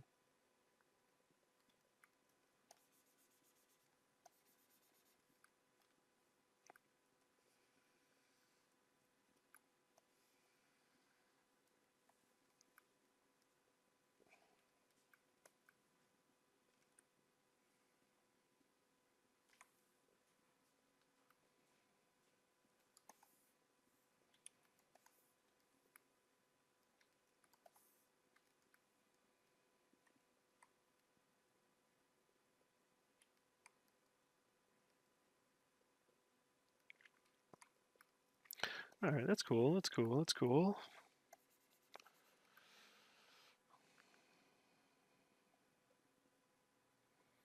Yeah, I love those little life hack in Zbrush when you find a good tool.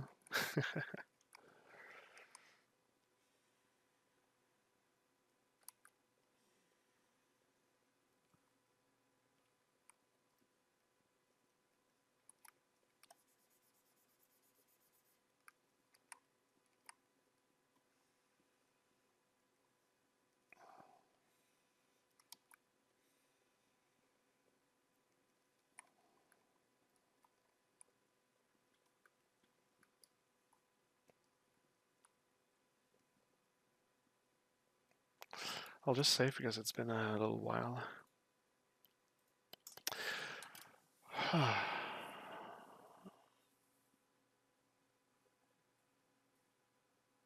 actually just going to need to take maybe a minute or two.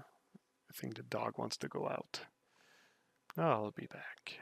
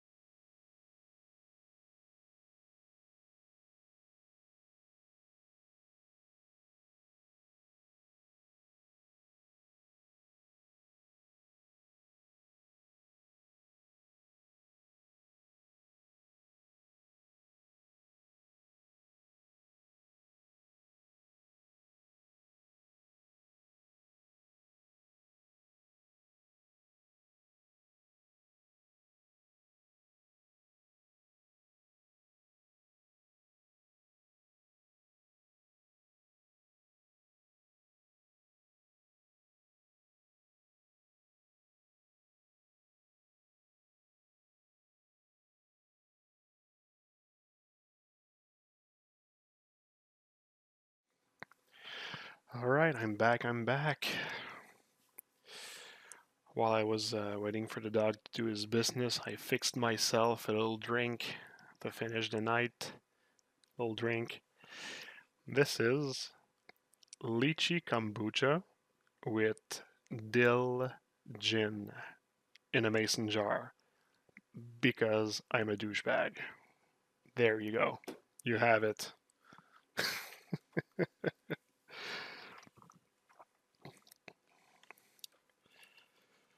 I'm like the only person that I know that actually like does those kind of like drinks. It's not saying I'm proud of it.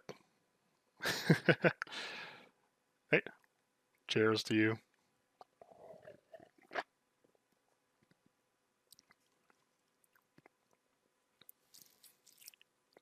To be honest, it's good. I like it.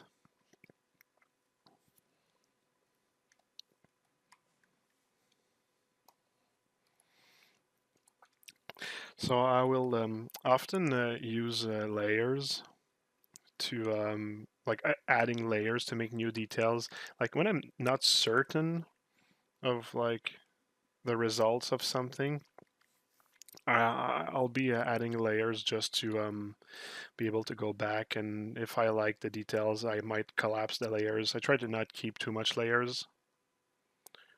Yeah, I'm trying to keep like a clean trying to keep a clear a clean file, making it not too heavy.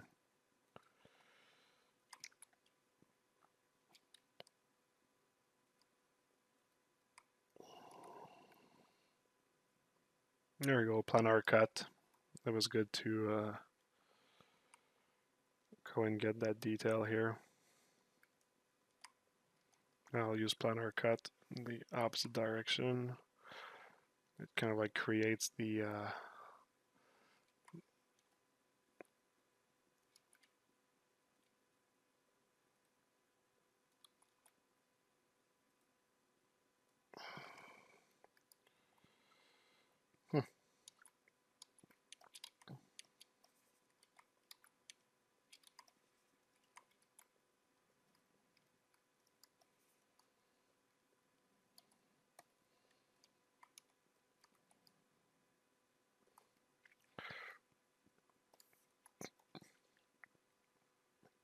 it's not flush with the surface.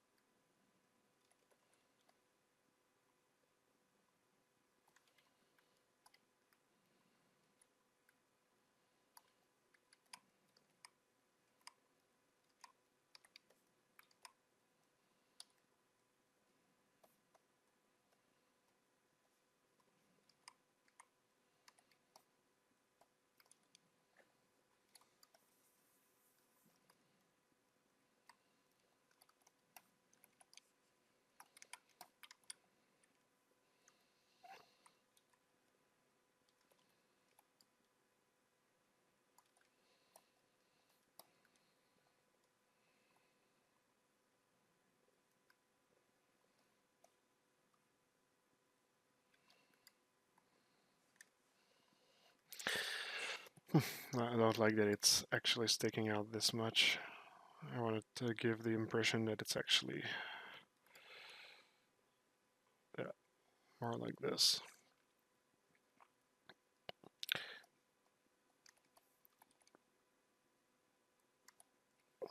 Alright, alright.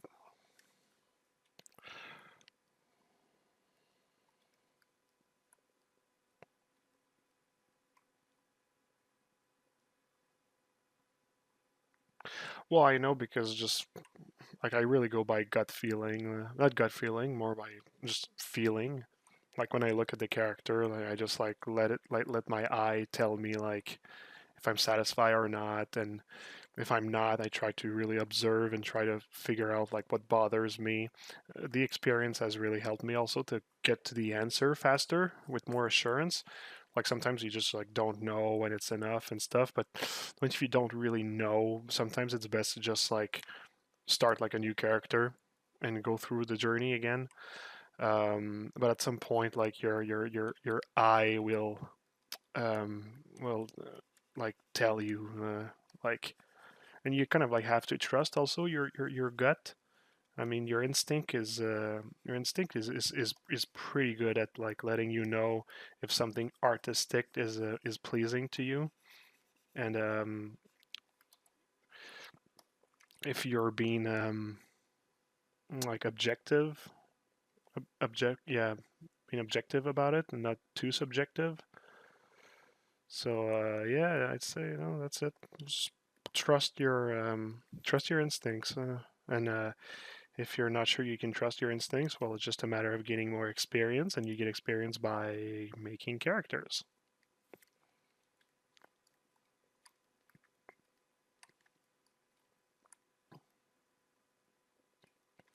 So I need to work on how these two pieces will actually interconnect together now. I'm still not sure. Around the back here, it's just a question of putting a bit of like smaller details. It's pretty much like already finished with the mid details, but I'm more interested into like how like I need to finish the mid details around the upper tie here. Um, like it doesn't really show, but like we're getting very close to the end of like this the detailing of the section of the thigh here. I will always let myself go back on this part when I'm done also at the end.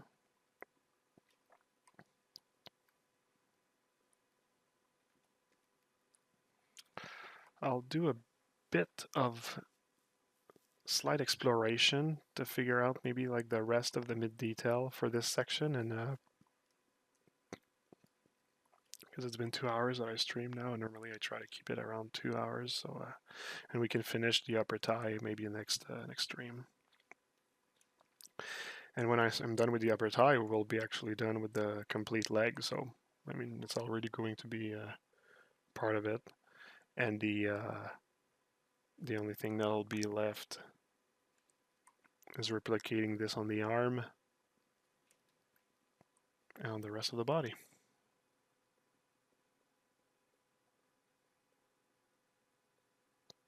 Working too small or too big? What do you mean? Are you talking about the actual size of the model inside of the scene?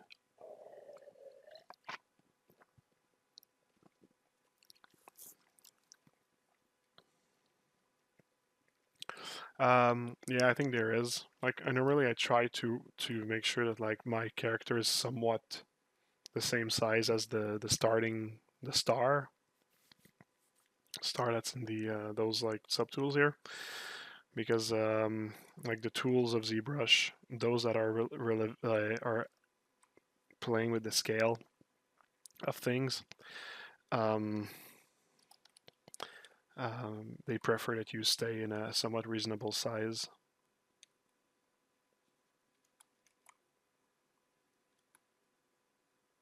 So trim hole to kind of like dig a hole so this actually fits in. The challenge will be to make sure that the like this circle here that's inside of a triangle actually still works. Yeah. Good to know.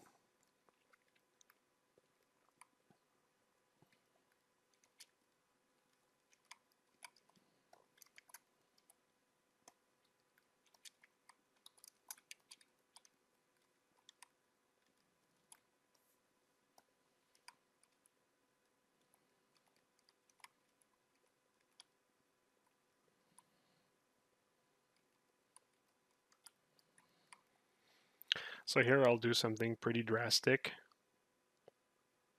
and I will clean the consequences of it afterwards. So I'll use the clip circle brush that pushes everything on the side like this here. And I just want to create some space for like that hole here. So I'm just gonna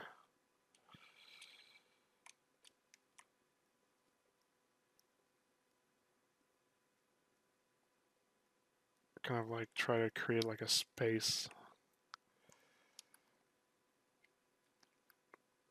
I'll actually try to make it somewhat like accurate to the shape of the hole here. I actually might need to kind of like move that piece a bit inside like this here.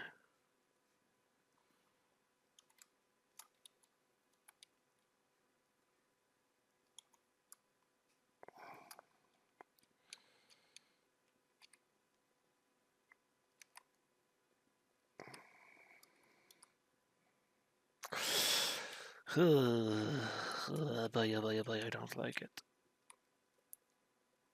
I don't like how it's... I don't like the shape of it. I think I have to find a better angle.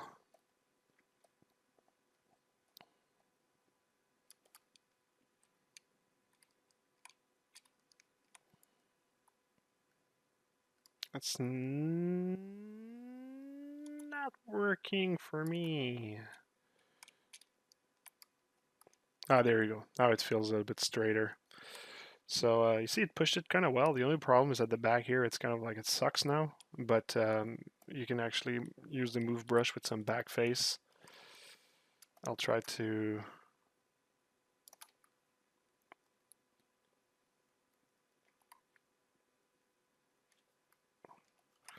mask part of it.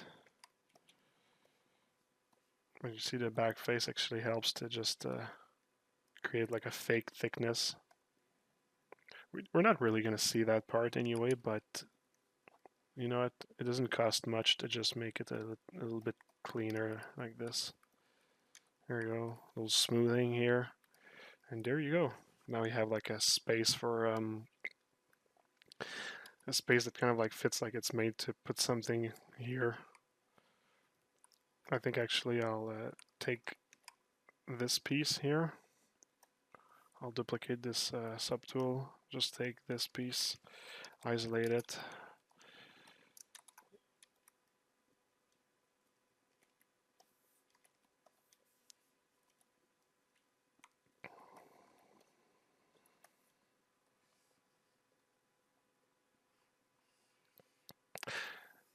No problem, Brazen. My pleasure.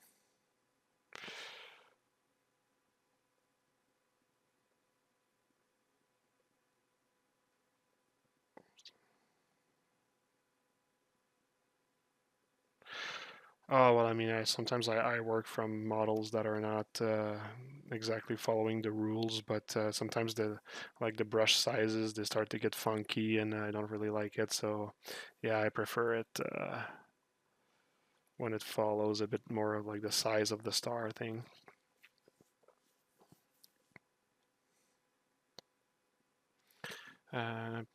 Michael Pavlovic.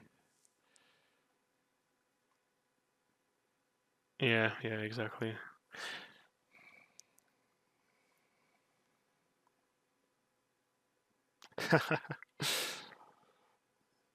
Thanks, Ram. No problem.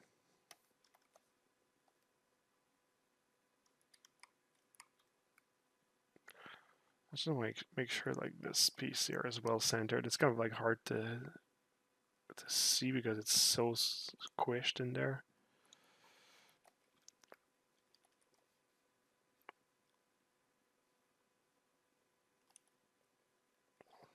See, I think that'll work.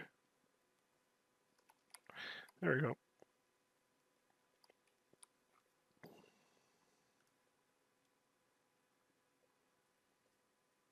By the way, I'm saying the star, but it can be like the sphere or anything. Like they're all of the same scale. Those like primary shapes. I'll do another change to that shape here, or actually, you know what? That I can merge with this here. Merge down.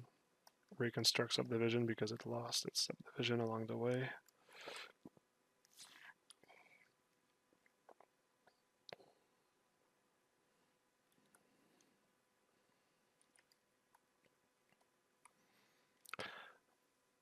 I'll do something a bit drastic here. I'll actually clip curve, even if it was a clean mesh that I worked hard to get to make sure it stays clean, I'll actually clip it here. I think that it will be better for the line flow. Well, it doesn't really work with the mesh now, so maybe clip it here.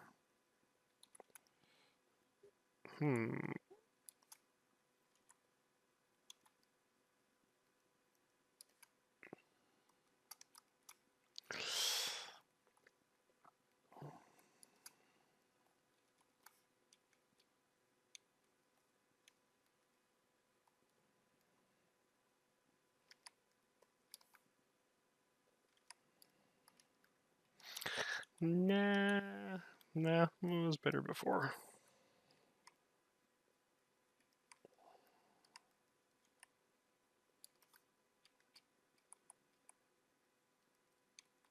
I try to not clip on the edges too much because if I need to actually use the thickness poly group afterwards, sometimes it kind of like, you see it's not following the border anymore. Here it's like all nice, here it's not nice anymore, and that's what happens when you clip your edges too much. But you know what, I think it's going to be fine for this time, as long as nobody calls the clip police, the clip brush police.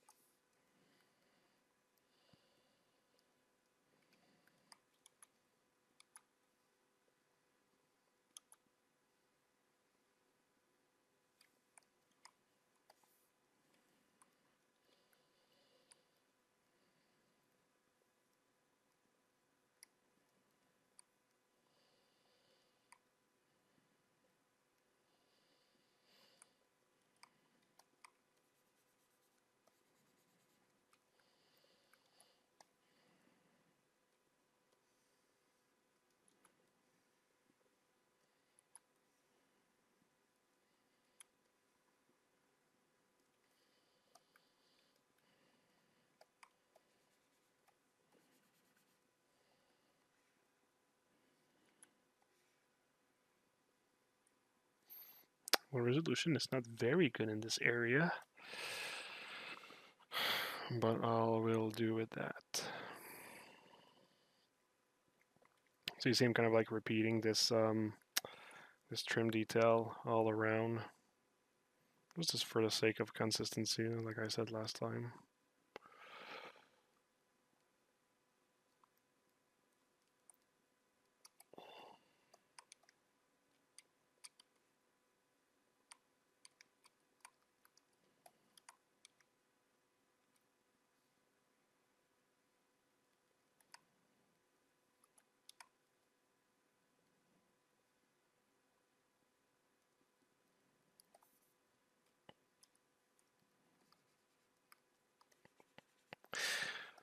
Yeah, that guy, Michael Pavlovich, there's one thing about him that drives me nuts, is that he is the spitting image of one of my friend at home.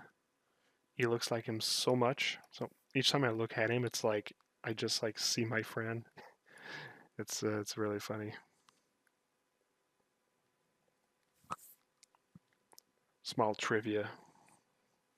Ooh, and that I was awarded with a follow. I'll tell more stories. Let's talk gossips about people in the industry, which I will never do.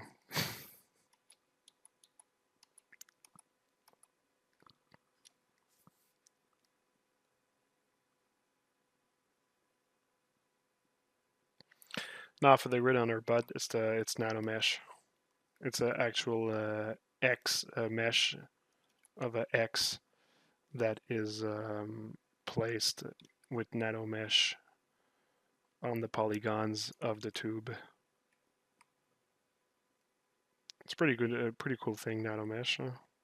You should give it a shot if you don't know it.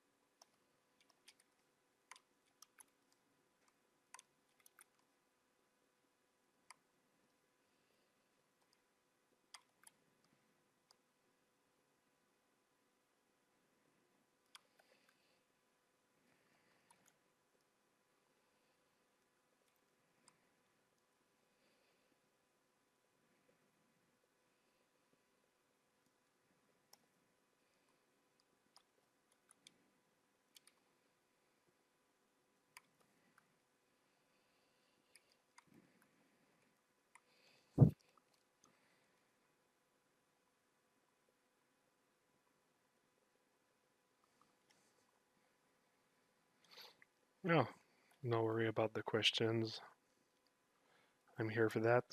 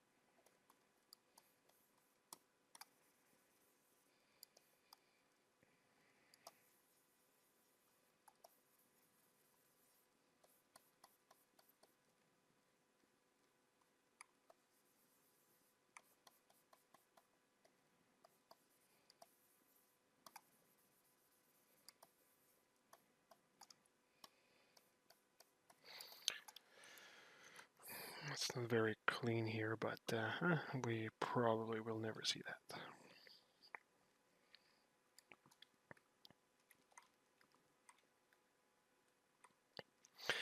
Anyways, I mean, we're close to the end for the thigh. My objective for today was to finish the thigh details, but I guess that I'll be finishing them maybe during the next session. I mean, I'm pretty close to the end. So yeah, so I guess the next time what I'll do is I'll just finish the details here, and then I might be starting on the arm. It's gonna start to be a lot of like rinse and repeat, but you know what? That's not a bad thing at the same time.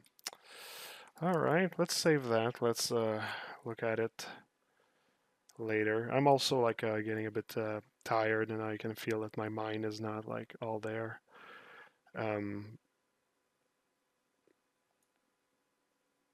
yeah, I mean there was a time I was like working like until super late at night and stuff, but yeah, I kind of need to call it a night nowadays.